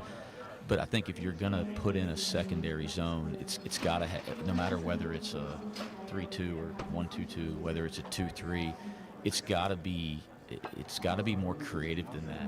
Like I think you have to have some aspects of it that are different, unique and different, that make sense for your personnel or the things that you're trying to defend differently. So, and there's examples of that in our league. Like I think 2 years ago, like Scott Drew at Baylor would jump into it. It was a 2-3, but it was a very unique 2-3. I mean, they basically had 4 guys above the free throw line extended for most of the possession, right? I mean, you could throw the ball. They wouldn't let you get it to the corner, but you could throw the ball into the dunker area or those indecisive areas outside the paint. But they had Missy back there, and it was like he's like one of the best rim protectors I've seen in college basketball. And so you could get it to some spots on the floor that they wanted you to get it to, and it was like, so it was a 2-3, but it was extremely unique, top heavy, and then it really fit their personnel. Like there's an example to me of a very effective zone defense that wasn't just a change of pace. I mean, I don't have the numbers, but I feel like in the games we played Baylor that year, the 2 games, he played it 40% of the game at a minimum. And to me, there's value in that. Coach, thanks for your time, man. We're excited about Cincinnati basketball for this season. Yeah, thanks. I am too. Appreciate you guys. Cincinnati coach Wes Miller here at Big 12 Media Days on Big 12 Radio, exclusively on TuneIn and Big 12 Studios. Back here on Big 12 today on Big 12 Radio, heard exclusively on TuneIn. You're watching us on Big 12 Studios. We're at Basketball Media Days, talking Cincinnati basketball. He's King McClure. I'm James Westling. We've got Kerr Creesa and Day Thomas. And Kerr, I want to start with you.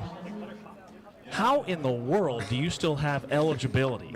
Like, I'm pretty sure you're older than King. You've been playing for a decade. We probably the same age. We're close to it. I guess these jokes never get old. Freshman year I got my COVID year back. Happened to go. Sadly, I got hurt last year, so everything is legal and by the books. So no, but honestly, I'm just pumped. College basketball is something that you don't want to get. You don't want to take it for granted, and he knows that college is like. The college basketball is the best sport in the world, and I can't even compare that to NBA or any of that. It literally is just like its own sport, and I'm super blessed and grateful just to have another year, and You were at Kentucky last year, took a medical red shirt. Before that, spent time at Arizona and West Virginia. What drew you to Wes Miller's program in Cincinnati? Defense. Yeah. It was, Coach is very energetic. I kind of relate to him a lot. I feel like he can get the best out of me. I trust him with all bottom of my heart. And I probably, out of all coaches that I've played under, he's like the biggest defensive-minded coach. And this is something that's very interesting to me because he's actually made defense play fun. Like, it's fun to play defense. And I used to hate playing defense. Like, this is a real thing. Like, and I mean, Data knows that, Data's been there 3 years, And for me going to Cincy, like you always like try to look at the roster who's already there before, especially nowadays when, people go in and out. Yeah. And obviously like I played against Data and I know what a dog he is. So, I hit up even Data before on Instagram just like, trying to understand if that would be okay with me going there in terms of like trying to win it big. And I just kicked it off and yeah. You know, I actually find that answer interesting because, like you said defense. I wasn't expecting that because you've never you're a talented player, elite level passer, great shooter. I've never known you to be a defensive stopper, but I think this year that's something that I think Wes Miller will really be able to push you to that level. But I really think that this is one of the most underrated backcourts in the Big 12. That really isn't getting any love. So let's go to Day. You know, you were probably highly sought after in the transfer portal. But it's rare to see a guy stay at the same school, especially in today's day and age, for as long as you've been in Cincinnati. What is it about Cincy that has kept you there? I really say Coach Miller. You know, Quest. We got that relationship on the court and off the court. You know, just going to his house, just chilling, eating food, watching TV, and games with him. So I just say the relationship I got with him. I trust him. He trusts me. So that's the biggest thing. Day, I think the last 2 seasons, Cincinnati has had so many close losses where if just a couple of things go your way, you're easily in the NCAA tournament. So how do you finish those games this year? Just the small stuff we work on in the summer. That's all that comes back around when it's playoff time. You know, just trying to finish games, do the little things, like rebounding, just extra possessions. You need in the game to finish. So that's the big thing. Just trying to finish out the game. You know, with both of you guys being dominant ball handlers, how have you fed off each other in practice? I think Day is like one of the best in the conference in the country getting to the rim. So. I mean, honestly, I played a lot off the ball now, and I'm getting like wide open catch and shoot, just the rim pressure that he puts on, driving the ball. So, I don't really need the rock to kind of impact the game. So, yeah. I just go out whoever close to the ball, get the outlet, and the other guy just run. Kurt one of the best guys in the country, pushing the ball to the court, so I'll just be trying to run, let him get all the outlets. Yeah, I feel like Kerr is a guy that when you play with him, he makes the game easier for you. Just because he always sees things, he's a really great passer, and he can really shoot the floor. So I feel like that's something that you necessarily haven't had in the backcourt with you, right? You had a talented guy last year, but he wasn't really a knockdown shooter who could really space the floor. How much of a difference have you seen in that with Kerr being in your backcourt mate as opposed to last year? Just a lot. It's a lot of space on the court now because you got to guard Kerr because he can really shoot the ball. And, Kerr, he like to play fast, so I love to run the floor with Kerr while he pushing up.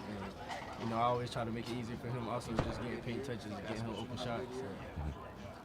Kerr's a newcomer on this Cincinnati team. Day, you've been here for a while.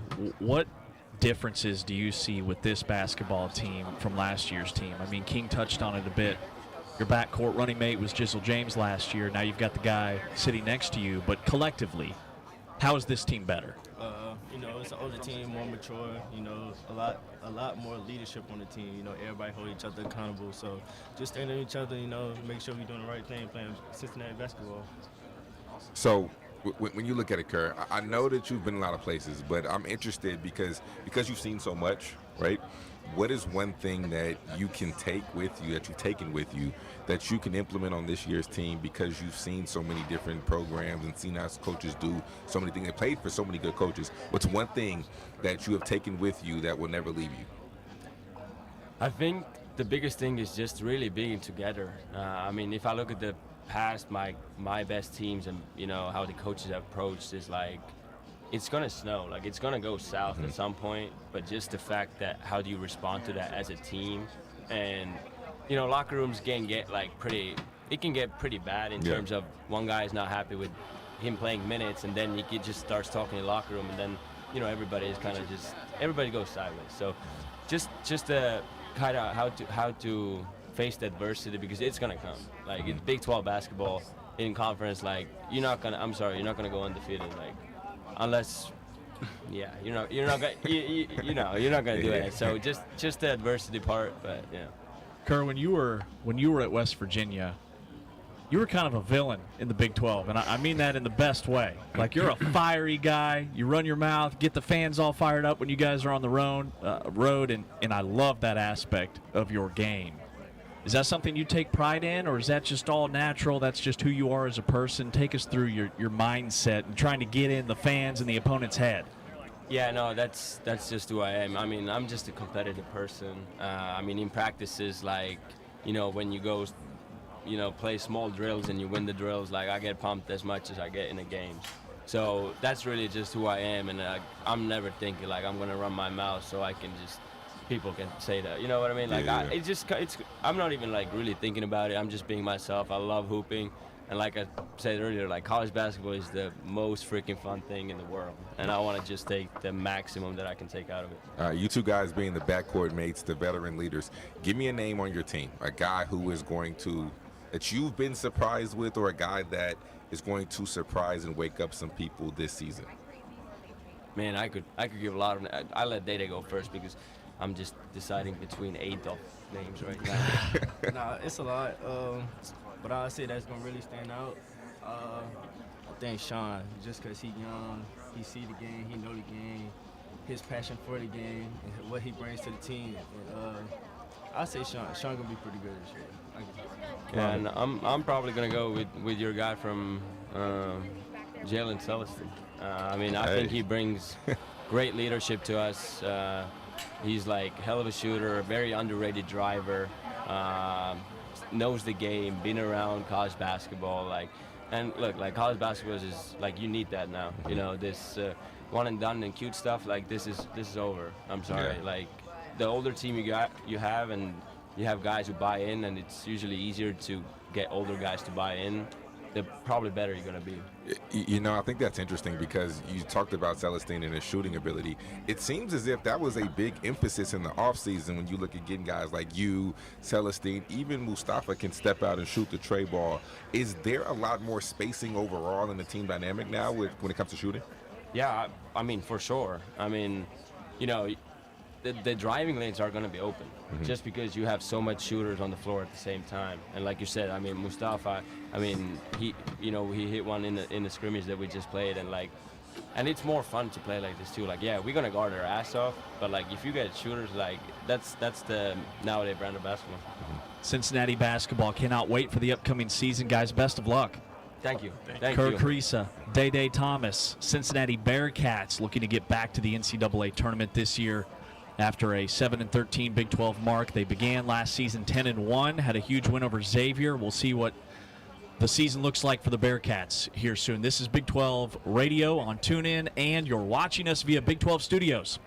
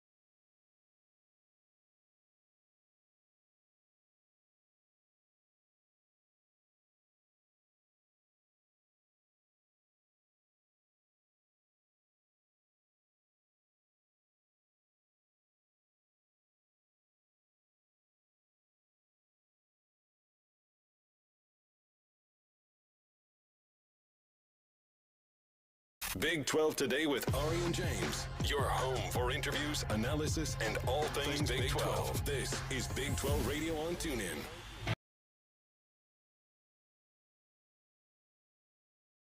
Back here in studio on Big 12 Studios. We'll be sprinkling in interviews throughout the week from last week's Big 12 basketball media days. The basketball season starts next week with games on November 3rd, November 4th to get the season started. So we got Halloween this Friday, and of course, basketball starting next week. By the way, the AP Top 25 is out. Taman Turner in today for James Blessing. I'm Ari Temkin. This is Big 12 Today on Big 12 Radio, heard on TuneIn and watched on Big 12 Studios. 5 Big 12 teams cracking the AP Top 25. It's the most Big 12 teams we've seen ranked this season. Still not as much love at the top of the league, with BYU sitting at 10. But it is the first time in the history of BYU that they have a top 10 basketball and a top 10 football team. It's also the first time that Houston finds itself in the top 25 since 2022. Houston, of course, also ranked in basketball and football in the AP Top 25. So huge accomplishment there for the Houston Athletic Department. Texas Tech at 13, Cincinnati at 17, and Utah at 24. So BYU, the highest-ranked Big 12 team right now, currently tied with Miami at 10th, Texas Tech at 13, Cincinnati at 17, Houston at 22, and Utah at 24. Taman, any issues there? I think BYU should be higher. I'm okay with Texas Tech. I think Cincinnati should probably be a little higher, considering that, we talked about them earlier. They're undefeated in conference play. I think they're playing really good football right now. I think Houston should be a little higher. Willie Fritz, what he's done with that program has been phenomenal. I know they had the loss at Texas Tech. It didn't look good, but they have still have played fairly good football. Utah down at the bottom at 24. I'm okay with. I'm okay with. What are your thoughts? Yeah, Georgia Tech and BYU probably have pretty big issues by being two undefeated teams that find themselves, the bottom half of the top 10. When you look at Ole Miss, Oregon, Georgia, Alabama, all with one loss, I'm not sure all 4 of those one-loss teams should be in front of both undefeated Georgia Tech and BYU. But BYU will have a pretty good chance to move up into the top 5, I would think, with a win this weekend. And then could Utah move up substantially? Obviously, whoever wins this game between Cincinnati and Utah will move up. But, would it be enough for Cincinnati to be a top 15 team, top 10 team with a win at Rice-Eccles Stadium against Utah on Saturday? That's the biggest game, Week 10 of the Big 12. Game day is going to be there. Huge, huge piece to the Brennan Sorsby Heisman discussion we've had on this show today. If Sorsby plays well, Cincinnati gets a win, we're looking at potentially a top 10 Cincinnati team with a certainly a guy that should be a Heisman Trophy candidate at the very least in Sorsby. Yeah, for Cincinnati, and when they play Utah, what's the health of Devin Dampier in that game? That's going to be a question.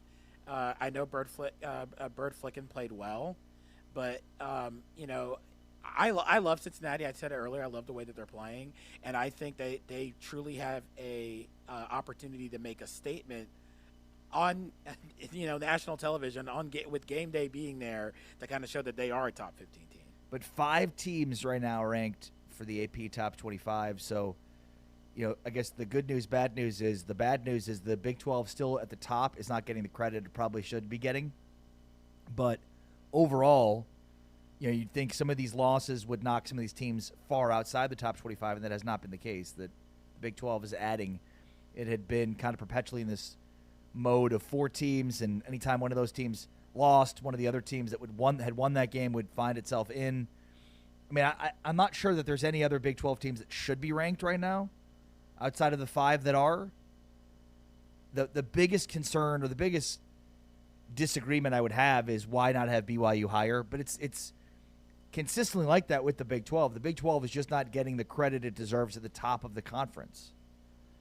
Whether it's Texas Tech, who should have been ranked higher than they were when they were undefeated before their loss, or BYU where they are right now at 8-0 with the impressive wins that they've had the last 3 weeks.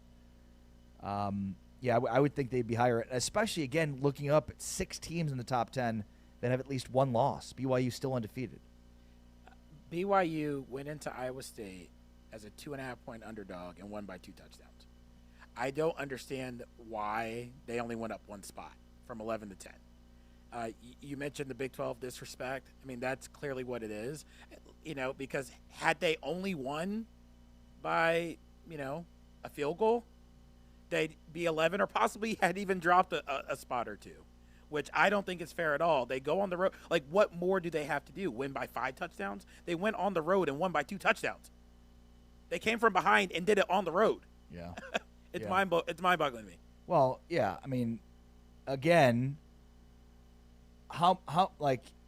what is the difference in the Power 4 between 1 loss and undefeated? Apparently not much.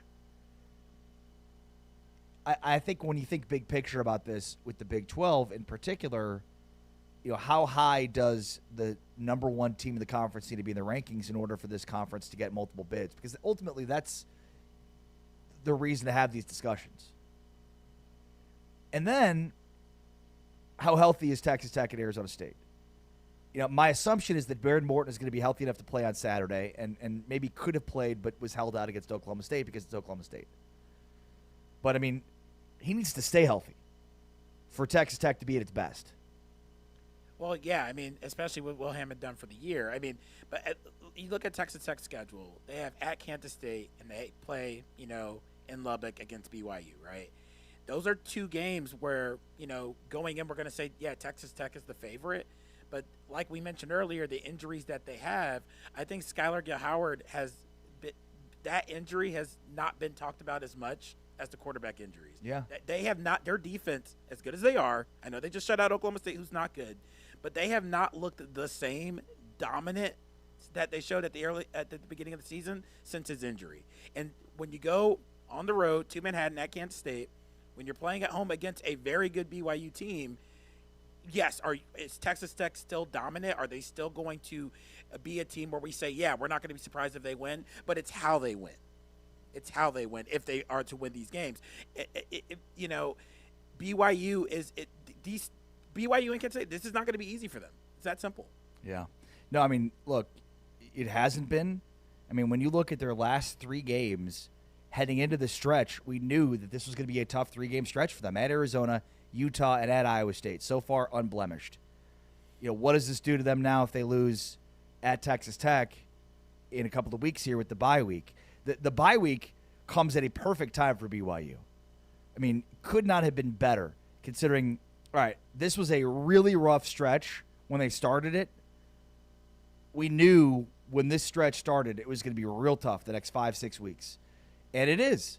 So now they get basically through a really difficult 3-game stretch where their toughest test was against Utah in a win, and now it's at Texas Tech, TCU, at Cincinnati after a bye week, and they finish off with UCF. I mean, 2 really tough games on the road at Texas Tech and at Cincinnati that will go a long way in helping BYU either get to the top 10 or certainly stay undefeated.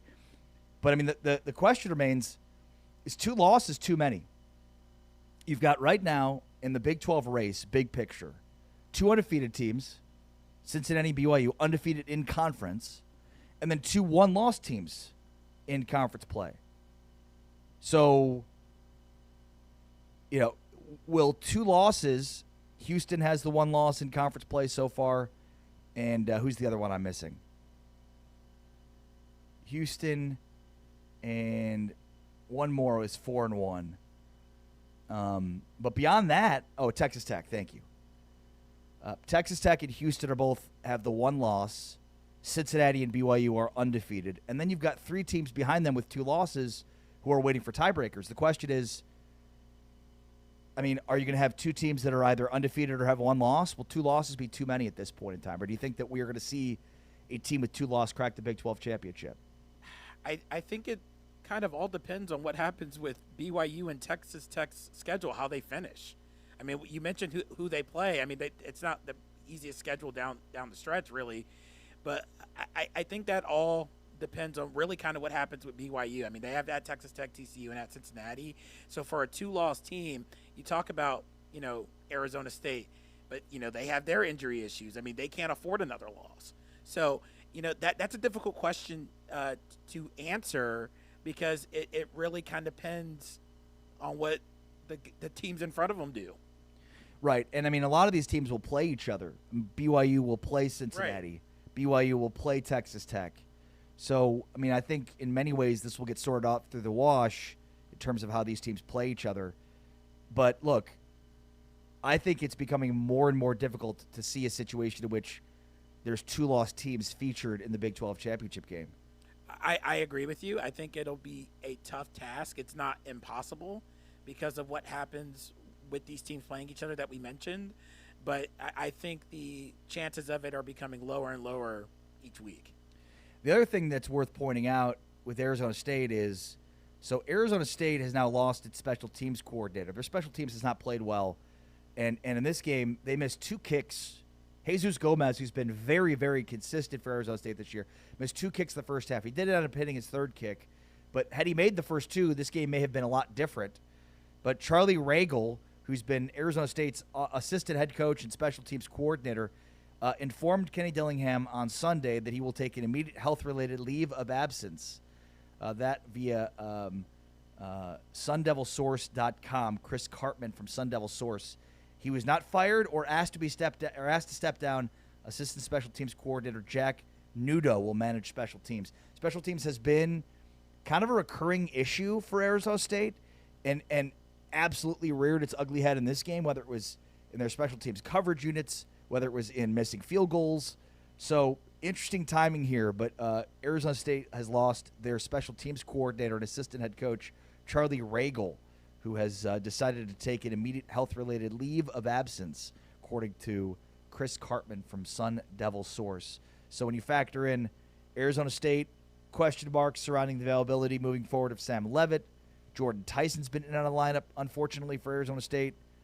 Their depth is wearing thin here, and now they're without their special teams coordinator as well. That's really fortunate for Arizona State because think about how confident they felt after that win against Texas Tech. Yeah. And, just to confirm here, Chris Cartman did say that this is, despite skepticism, this is a longstanding health issue that Ragle has had. So he hasn't been fired or any of that, despite the skepticism. But, this is really unfortunate for Arizona State. And I don't know if they can afford any more players or coaches being out. I just think that they're at a level where with Texas Tech and BYU, the way that they're playing, that their margin for error is going slimmer and slimmer every single day. All right, that's Taman Turner in for James Westling. I am Ari Temkin. This is Big 12 Today on Big 12 Radio. Coming up next, we check in on Jeremy Branham, our buddy from the University of Houston, who does play-by-play for basketball and color commentary for football. We'll check in with Jeremy on the football team coming off an incredible win for Willie Fritz and the Houston football program, plus basketball season gets started next week. We'll talk with Jeremy Branham about those both next. This is Big 12 Today, Big 12 Radio on TuneIn and streaming on Big 12 Studios.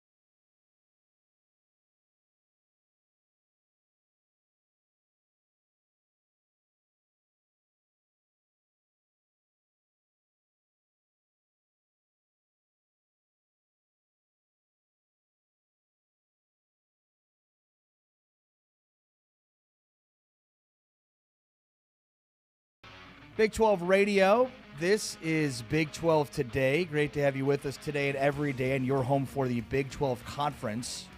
Tune in and Big 12 Studios. We are presented on this Modelo Monday by Modelo. Great day to grab a 6-pack or a 12-pack or a 24-pack of Modelo and get ready for a great Week 10 slate. We've got college football hitting the final 4 games of the regular season to decide who is going to be a Big 12 champion and play for the Big 12 championship in Arlington in the first week of December. And at the same time, we've got basketball season starting next week. The season will tip off with some fantastic games, especially from a non-conference standpoint. So some heavy-hitting games early in the season should be a lot of fun with this great stretch of the year where you get the closeout of the fall season, the beginning of the winter seasons, with basketball, men's and women's basketball getting started, and, of course, the conclusion of volleyball and soccer and football especially. Yeah, it's always, we always talk about the dog days of summer. Now we get the fun fall, and we get the wonderful winter of sports. I tried to do my F and my W there. But, yeah, it's an exciting time, and I'm looking forward to it. All right. We are efforting. Whoops. We are efforting Jeremy Branham here from the Houston Cougars Radio Network to join us this morning to talk through what was a tremendously big win on Saturday for Houston. The Cougs go and knock off Arizona State at Arizona State Stadium. It's their first home loss since 2023, 10 straight home wins. And here is what Willie Fritz said following this win about what this win means for his program. A tough day, an unbelievably important person in our program unfortunately passed away this morning, and very difficult. This day and age, he wanted to do everything he could to try to, his family, that our players wouldn't know until after the game. And got out, I found out about, 11 or 12, and I met with the kids and told them what was going on, and it hurt. It's a bittersweet win, without question. Kurt Hester is an unbelievably important person in our football program. I've been with him for a while. Best strength and conditioning coach I've ever been around, but more importantly, just a really, really fantastic role model for our student athletes. The guy came up on Thursday, just a couple days ago, and he knew his last time he was going to see the guys, and he really delivered a heck of a message to them. And our thoughts and prayers are with their family. Yeah, there's a very heavy moment for Coach Willie Fritz. His team off to a 7-1 start after the passing of their strength and conditioning coach, Kurt Hester, who passed away at 61 from cancer, had stage 4 melanoma. He was 61. So this is the second assistant coach in the Big 12 to pass away this year, which is just remarkable when you think about UCF's offensive line coach and now the strength and conditioning coach for Houston. But the Cougs have a huge win on the road and in Tempe on Saturday. Let's talk about it now with Jeremy Branham from the Houston Cougars Radio Network. What's going on, Jeremy? How are you? I'm doing well. Good morning. How are you guys? Doing very well, thank you, and want to talk a little hoops with you, but let's start with football. First time since 2022 for the football team to be ranked. What a win to go on the road and get it against Arizona State. Jeremy, what stood out to you about that win? Really how good of a coach Willie Fritz is. He's phenomenal. His attention to detail is, he's mindful of everything. And when I say everything, I mean everything. I do his coaches shows, and he tells me 3 or 4 things each show, whether it's on the air or off the air, that they look at during the week or in game. It's like, oh, I never even thought about something like that. Maybe that's just because I'm not a coach, but his attention to detail is elite. But that particular game, the defense was phenomenal, really good. Arizona State had trouble moving the football. Houston capitalized, had a good game plan, scored in their first 2 drives, jumped out to that 10-0 lead. And, Arizona State having to play comeback the rest of the way against a good defense made it really tough. And then the ball control.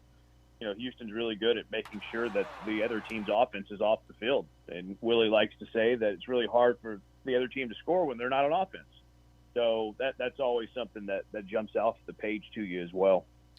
Yeah, I mean, did you expect them to be where they are right now?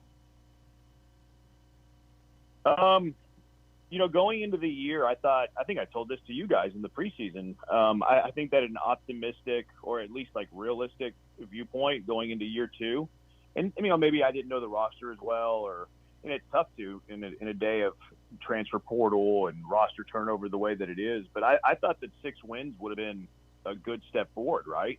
I mean, year 1, 4 wins, year 2, 6. You're building some program momentum. Things are looking good. He had 6 wins in 7 games. So this is a really impressive run. He gets the most out of his players. He gets the most out of his team. One of the things he talked about a lot too was that, last year he got to Houston kind of late. Tulane was playing in a bowl, didn't want to leave them early, wanted to be professional about it. And he didn't have the chance to vet, a lot of the players that he brought into the portal. So a lot of those guys might not have been his guys. This year, he said, we vetted everybody. We brought in guys who fit us, and it's been incredible. Yeah, no doubt about that. What's impressed you the most about this football team, Jeremy? Probably the defense. There was a lot of thought that, you lose your defensive coordinator to Texas Tech, and it'd be tough to be able to sustain what you did last year. You lost a couple of really key pieces of your secondary from a year ago to other programs. You're like, well, how are you going to replace that? And they haven't missed a beat with Austin Armstrong. He's been really good. And then the players they brought into the portal have filled anybody's shoes that left. So any thought, and I think that was a fair criticism. You lose your DC, you lose some critical players to your defense. Will you be able to put up the numbers defensively that you did the year before? That's a fair question, but they have. So you have to tip your cap to that side of the football. Connor Wigman's been super solid, just good. He can make the passes that he needs to make. Does he have the biggest, best arm in all of college football? No, but is it good enough? Yes. Really good runner. Like, he's not just a mobile quarterback either. He's a good runner. He's got good vision. Houston likes to use a lot of design quarterback runs, and his patience is what really catches my eye. Is that he has the ability to, read where his blockers are, read where the hole's at, and then, be able to pick up a bunch of yards. And then on top of that, when he gets out in open space, he's hard to catch because he's super fast. So he's got incredible vision as a running quarterback. Jeremy, you just spoke about Connor Wigman. How has he improved from how the season began to where we are now? I would say just his command of the offense. It's difficult. Year one, you're coming in and learning a different offense and being able to command it. Like, you might be able to know it. I think he did. You sit there week one, you've had all off season, you've had spring ball, all of that, and know the offense. But it's another thing to command the offense, getting guys lined up where they need to be. Oh, this guy's lined up in the wrong spot, get him over there. Oh, he's starting to motion. Whenever I don't want him to motion, get your tail back over there. I think the command is where I've seen him grow the most, is that he has that presence, whether it's at the, in the huddle, whether it's at the snap, whether it's on the bench, getting the defenses on the field. He's been really impressive to watch his leadership. You come over, you don't know too much about the kid, just what you hear, good player, all of that, but his leadership skills have been really good. All right, Jeremy, switching gears, talk a little basketball with you. Jeremy Branham, the voice of Houston basketball, as well as co-host of ESPN 97.5. All right, Jeremy, obviously what a huge expectations for this team. It was great to visit with, Manuel Sharp and Milos Uzan at Big 12 Media Days last week. So the season starts off on November 3rd against Lehigh, with a game against Auburn on November 16th, Syracuse on November 24th, and then the following day, Tennessee on November 25th. Arkansas is also on the non-conference schedule. To give us a sense here of this non-conference slate here coming up for Houston. Yeah, it's a loaded schedule. I think it's a great schedule. I think Sampson did a great job putting it together. He always knows what his teams need. You go back to his early days. His out-of-conference schedule fit what he thought his team needed, whether it was a young team that needed some seasoning, whether it was a veteran team with a lot of returners that you have a tough out-of-conference that you just read off. So I think it's a challenging one. I think it's going to put them in really good position for the Big 12, no matter what their out-of-conference record is. And I think it's one that was needed for what this roster is. One of the things that they get talked about is there's not the home games that you would want, but yeah, I don't think you're turning down those big NIL games. That's the way of the world these days. So there's a trade-off there, and I think the trade-off is that you have to give away some of those non-con home games so you play in these bigger money games. But who wouldn't take that? Yeah, well said. I'm curious, overall, your thoughts. Is it possible that this team could be better than last year's team? That's tough to know right now, just because there's a lot of freshmen, right? And you never really know how freshmen are going to mature as the season goes on. I mean, if you were playing this year's version of the Houston Cougars versus last year's version of the Houston Cougars today, I don't think this year's team would stand a chance. But by the end of the year, okay, let's talk. But you're going to have some of the younger players mature, right? And I think that they will. I think they'll get the most out of those guys. This is, in my opinion, and I haven't seen every coaching staff, the best coaching staff at developing its players. And then you have a world of potential. You have 3 freshmen that were highly recruited. You got 2 that are going to be in the starting lineup. You have 3 that are going to be in the rotation. So how good those guys get quickly is going to ultimately answer that question whenever the postseason basketball rolls around. But the returners are very good. I mean, Milos Uzan, I think, has leveled up. I think he has taken a step in his game. I heard Coach Sampson mention that, he took what the NBA evaluators were saying about him whenever he was at the combine and has really worked on that. So I think some of the weaknesses of his game, if you can call them that, he's kind of turning those into strengths. Emmanuel Sharp has said that he's in the best shape of his life. And then JoJo Tugler, he's a freak. He's really, really good. But I think you're going to see a little bit more offense from him, whether it's a little baby hook in the paint, whether it's kind of initiating the offense a little bit, because he's an underrated passer. So I think where you see his growth is actually going to be on the offensive end, because he's already an elite defensive player. Jeremy, what kind of impact do you think that Emmanuel and Milos will have on all those freshmen that you mentioned? A lot. Yeah, it's a good point. I think one of the underrated things about the Houston Cougars over the last 10 years, let's call it, has been the upperclassmen kind of showing the underclassmen the way. You look back at Jamal Shedd. Whenever he was a freshman, Jamal Shedd was the back of the bench guy his freshman year. He got in garbage time because that was the team that went to the Final Four. They had Dejan Giroux, Quentin Grimes, Marcus Sasser.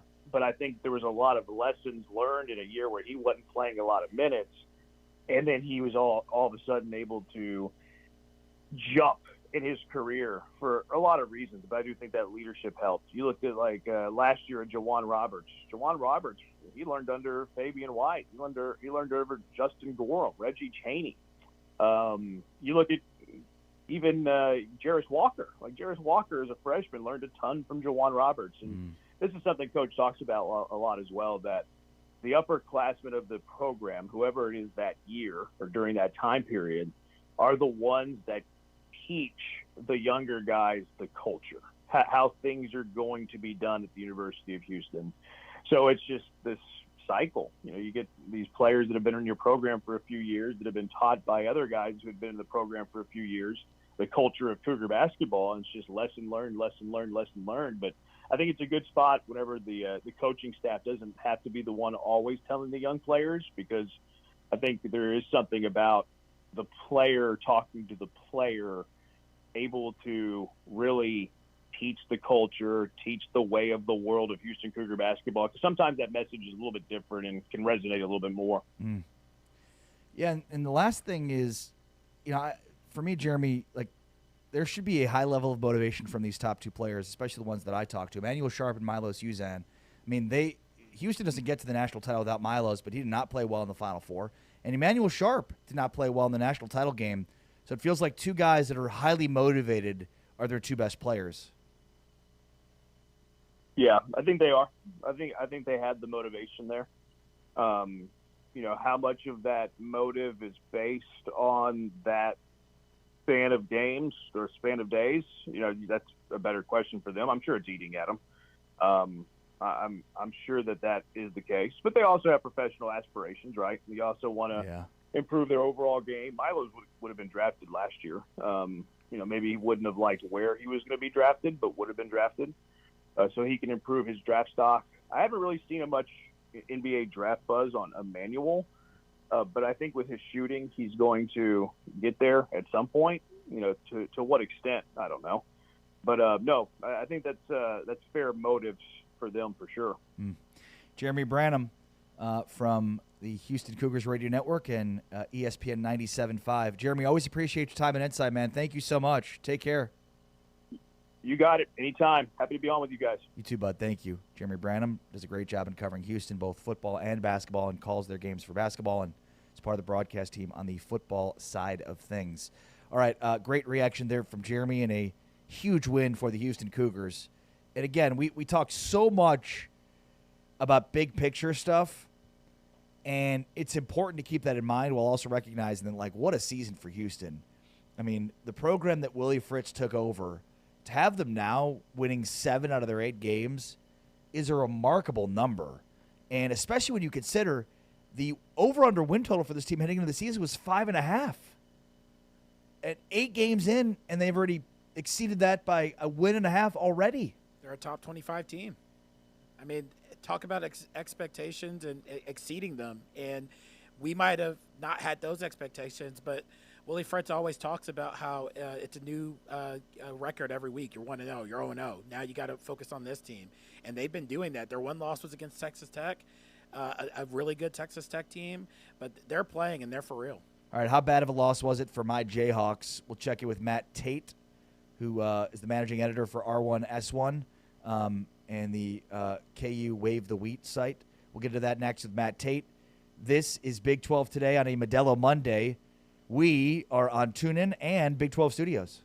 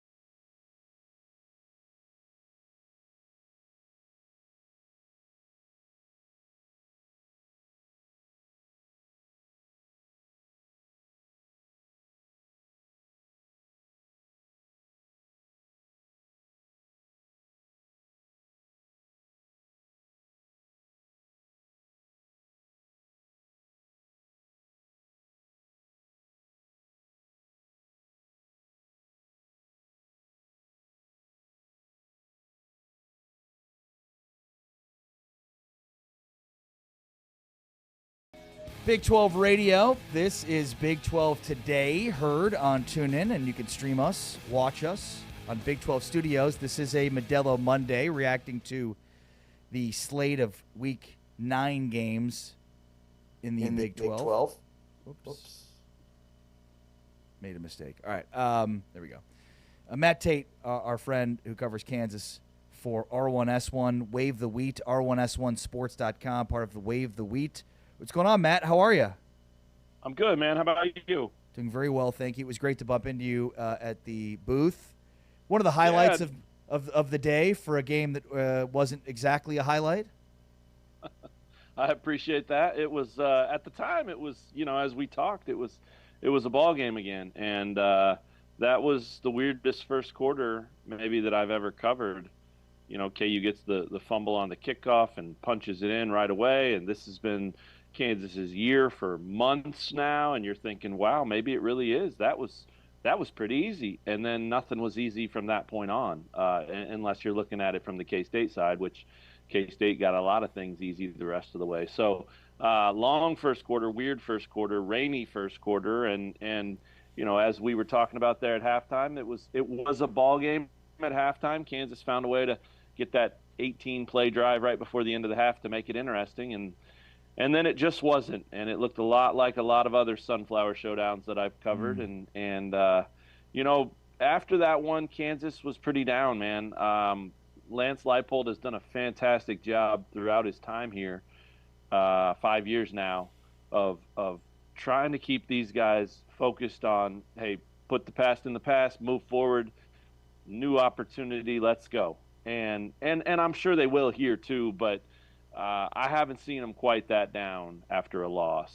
And so I'm definitely thinking that as much as Oklahoma State looks like a pretty good bounce back opportunity, I'm interested to see this week how they look in terms of the hangover and just the depression even that comes from losing that game that so many people and certainly they thought they would win. Yeah, and I guess I wonder, of all of the goodwill from Jalen Daniels and Lance Leipold in turning this program around and getting to a point where they could, compete for bowl games and, not lose each conference game by 40 or 50 points as we had seen, Matt.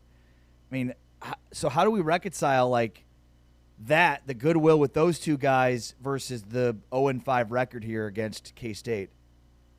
Yeah, it's tough. I mean, because you know as well as anyone what Lance took over and how bad it was for 10 plus years.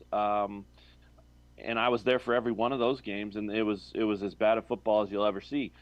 They're not winning every game now, but they are competitive most of the time. The program has some direction, it has some stability, and so you can't just flush, oh, well, Lance sucks. That's what a lot of fans were saying Saturday night. Lance sucks. It's time to be done with him. I get the emotion, I do, but that's asking for trouble. And I saw a lot of people talking about, in my 45 years or whatever as a Kansas fan, I've never seen it this bad. And I'm sitting there thinking, my goodness, man, I think you have. And if you haven't, you were in a coma for about 10 years because it was way worse than this. And I know losing to your rival sucks, and I know that's no fun for anybody. And again, especially because so many people pegged this as finally Kansas's time. They were favored for the first time since 2009. I mean, I wrote after the game that it takes more than timing to end a streak like that, to win a rivalry game. And unfortunately, the timing, if KU had played K-State 3, 4, 5 weeks ago, I think they probably would have won. But K-State figured it out. Avery Johnson looked as good as he's looked in his career. He looked as good as any quarterback in the country. And, that's a tough one to take for Kansas, especially when their guy looked as good as he did. And Jalen had, I don't know, man, maybe his worst game as a college quarterback. I mean, it was late throws. It was behind guys. They were high.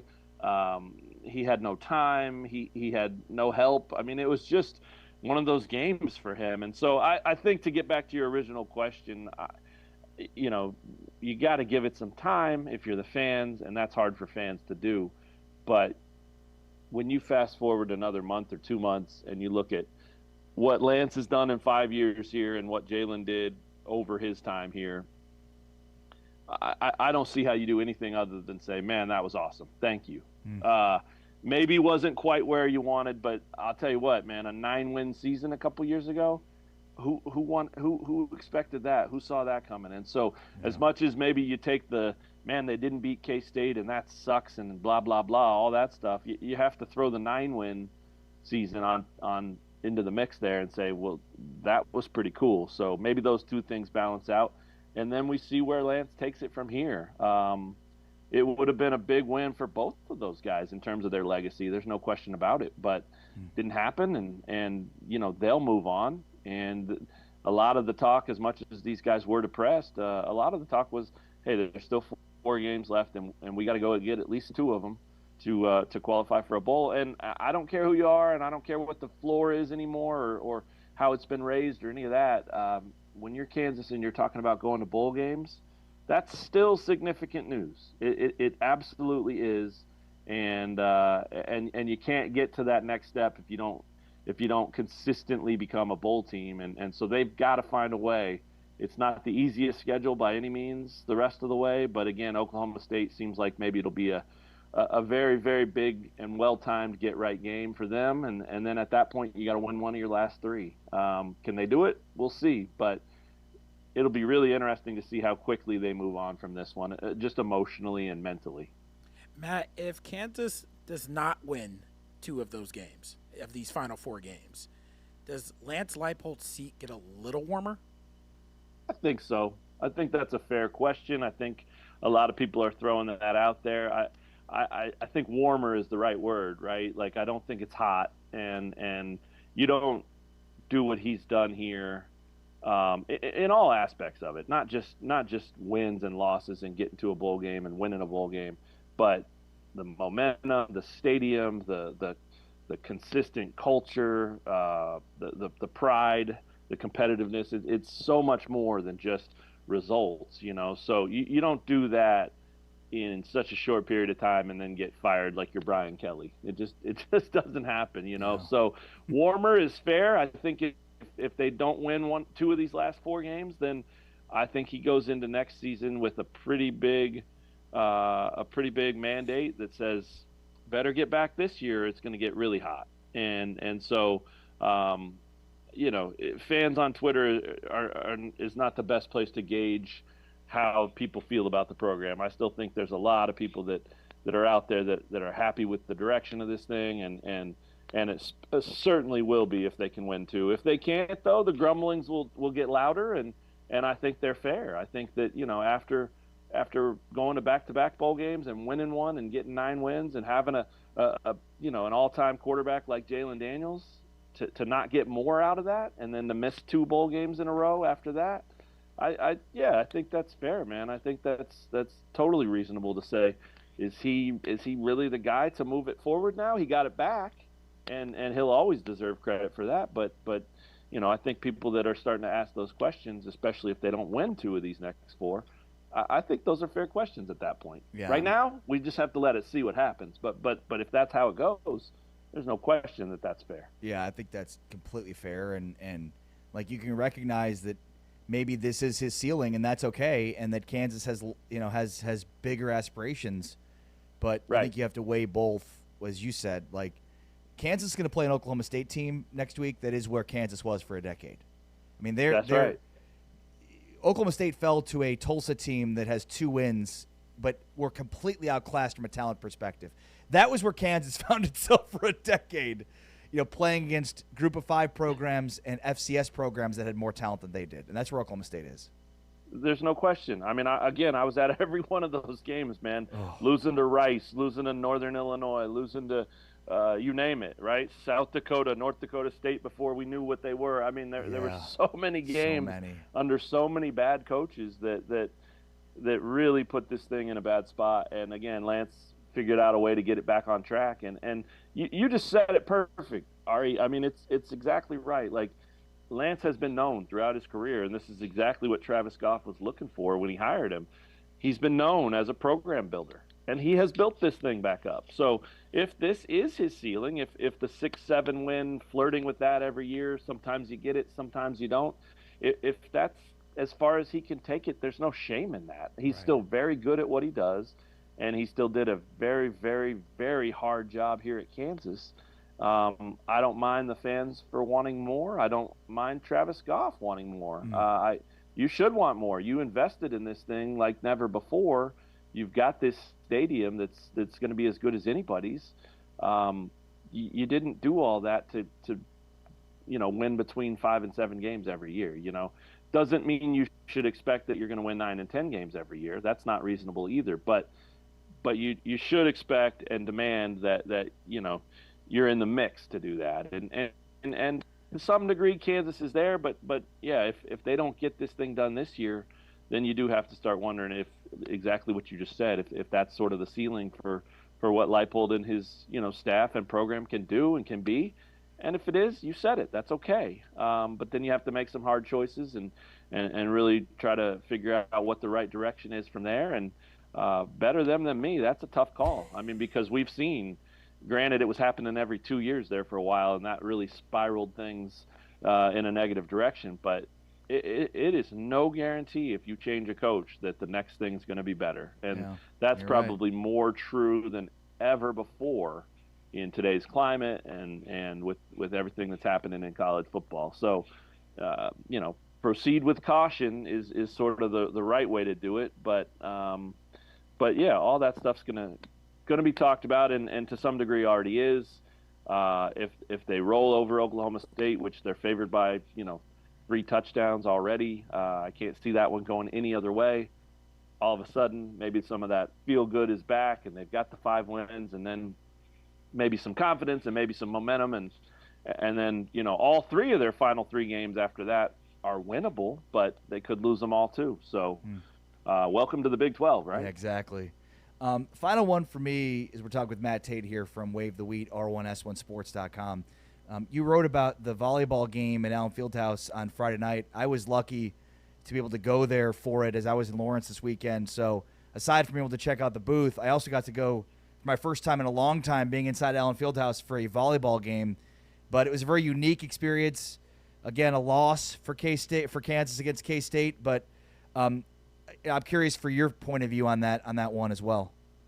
It was awesome. I mean, it was Matt Ulmer's in his first year as the volleyball coach here. He took over for Ray Bouchard after 27 years, and Ulmer came from Oregon on the heels of 3 straight trips to the Elite Eight. So, he's a big-time coach, and he's got big-time visions for this program. One of the things he wanted to see was how much do people care? Because their home gym is awesome, and it rocks, and it's sold out every night, and it's a lot of fun in there, but it's only 2,200 people. He wanted to see how many can we get, because I don't care who you are, and I don't care what school you're at. If you're coaching volleyball at the Power 5 level, and you see a program like Nebraska fill up a football stadium, it definitely catches your eye, and it makes you go, well, I know we can't fill up our football stadium because we're not Nebraska, but what can we do? And now Ulmer knows. They got 7,500 plus in there that night. They dominated the first set. They looked great. They absolutely had no reason to lose that match, but they did. You give credit to K-State for that. Of course, it was just one of those Sunflower Showdown weekends that went wrong for the folks in Lawrence, Kansas, because I don't know if you knew this, but they played an exhibition baseball game earlier that day against K-State and a fall ball game, and K-State won that one 16-2. Oh. So. Brutal. So we go 16-2 loss in baseball, 5-set match loss in volleyball, and then rainy, dreary beatdown in football. And I think people are ready for Halloween. I think they feel like they were already seeing ghosts and having nightmares. So it was a rough weekend for the Kansas fans for sure. But yeah, the volleyball experience was awesome, and there's no doubt in my mind they'll do that again. It has to be done right. Obviously, having it be K-State made sense, but Ulmer scheduled tough, man. He was not afraid to go play some really, really talented programs and some of the best this season in his first year. So it wouldn't surprise me at all if he tries to pull in annually in some sort of one-off game in the non-conference. You bring a Nebraska to town, or you bring whoever else. I mean, you name it, anybody from the old Pac-12 or anybody from the Big Ten even. I mean, there's a lot of powerhouse programs that would draw attention in a setting like that. And so I think we'll see some more of those in the future, and it wouldn't surprise me at all if they promote it a little more even, and try to get to that 10,000 mark. But it was, you were there, it was full, it was awesome. Great energy throughout. Even though they lost, it was still one of those things that I think people walked away from going, man, that was pretty cool. And for so many people to be able to get into Allen Fieldhouse, who can't get in for a basketball game, right? They bring their kids, they bring their family. It's just a really cool experience to be in that building no matter what you're there for. So I love that they did it. I know they're bummed it didn't go well, but I think they, looking at it through a different lens, they view it as it went really well because they got so many fans in there. And look, it was a 11 a.m. football kickoff the next day, and it was rainy and cold Friday night. I mean, people could have said, I'm good, I'm staying home. But they still showed up and filled that place, at least, the lower half and all that. So cool thing, man. It's what we're seeing in college athletics that's starting to become kind of commonplace everywhere. People are thinking about these different opportunities and ways they can capitalize on, not just the revenue part of it, but just the experience part of it for their fans and for their players. So it was awesome. Hat tip to him for thinking of it and doing it and pulling it off. And I think we'll see it again very, very soon and probably pretty consistently. Well said. Matt Tate, go check out the great work for Matt at Wave the Wheat, R1S1sports.com. Matt does a great job in covering KU sports. Matt, always appreciate your time. It was great to see you, buddy. Take care. Yeah, you too, man. Thanks for having me. Talk to you soon. Talk to you soon, bud. Matt Tate from R1S1sports.com. Long time in covering Kansas athletics. And, yeah, rough weekend for Kansas versus Kansas State in the Sunflower Showdown portion with football, volleyball, and even baseball going down in an exhibition game. All right, with Taman Turner in today for James Westling, I am Ari Temkin. It's a really good thing that James isn't here today, given what we just said about K-State and their dominance over KU today. This weekend. We'll just have to gloss over that when James does return. He's going to have a lot of fun at your expense. Yeah, well, it'll be far past expiration when he returns. Oh, I'm going to man. be talking any smack. All right, more to come on Big 12 today here. Big 12 Radio on TuneIn, presented by Modelo, and streaming on Big 12 Studios.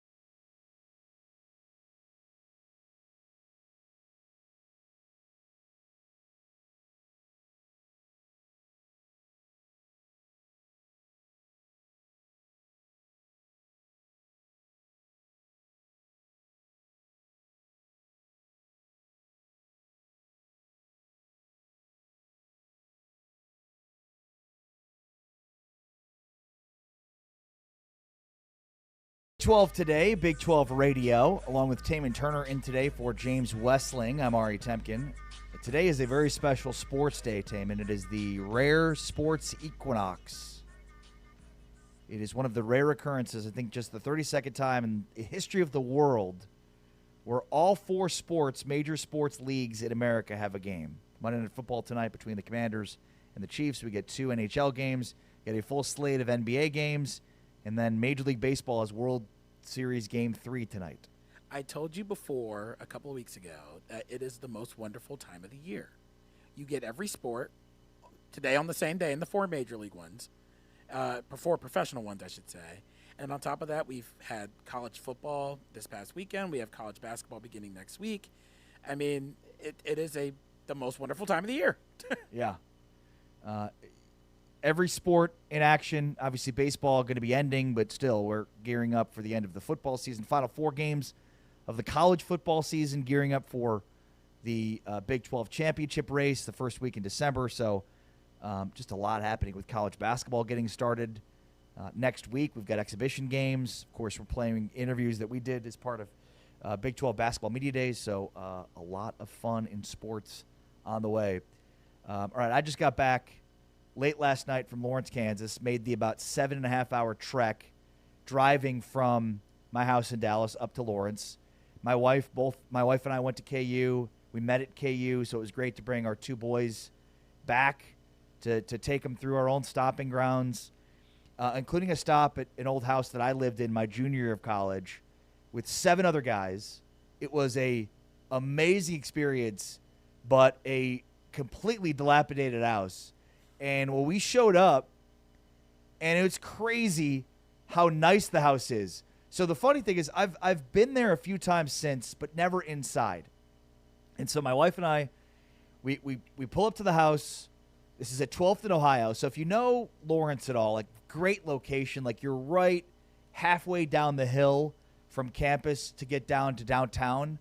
But I mean, so you're already on your way up the hill. You're close to like the Orient Hotel right by the beginning of campus. So great spot. You're close to like the Hawk and the Wheel. Like it was a fantastic location that we got. But this house, we lived there. I lived there with 6 other guys. So there's 7 dudes in this house. And I mean, we had rats everywhere. I'm not kidding with you. A buddy of mine lived in what could only be described as like, I don't know, just this tiny room of all of the 7 bedrooms in this house. And I remember like the first week, he put stuff in one of his dressers, and then he said he saw a mouse in there, and like basically never opened up those dressers again.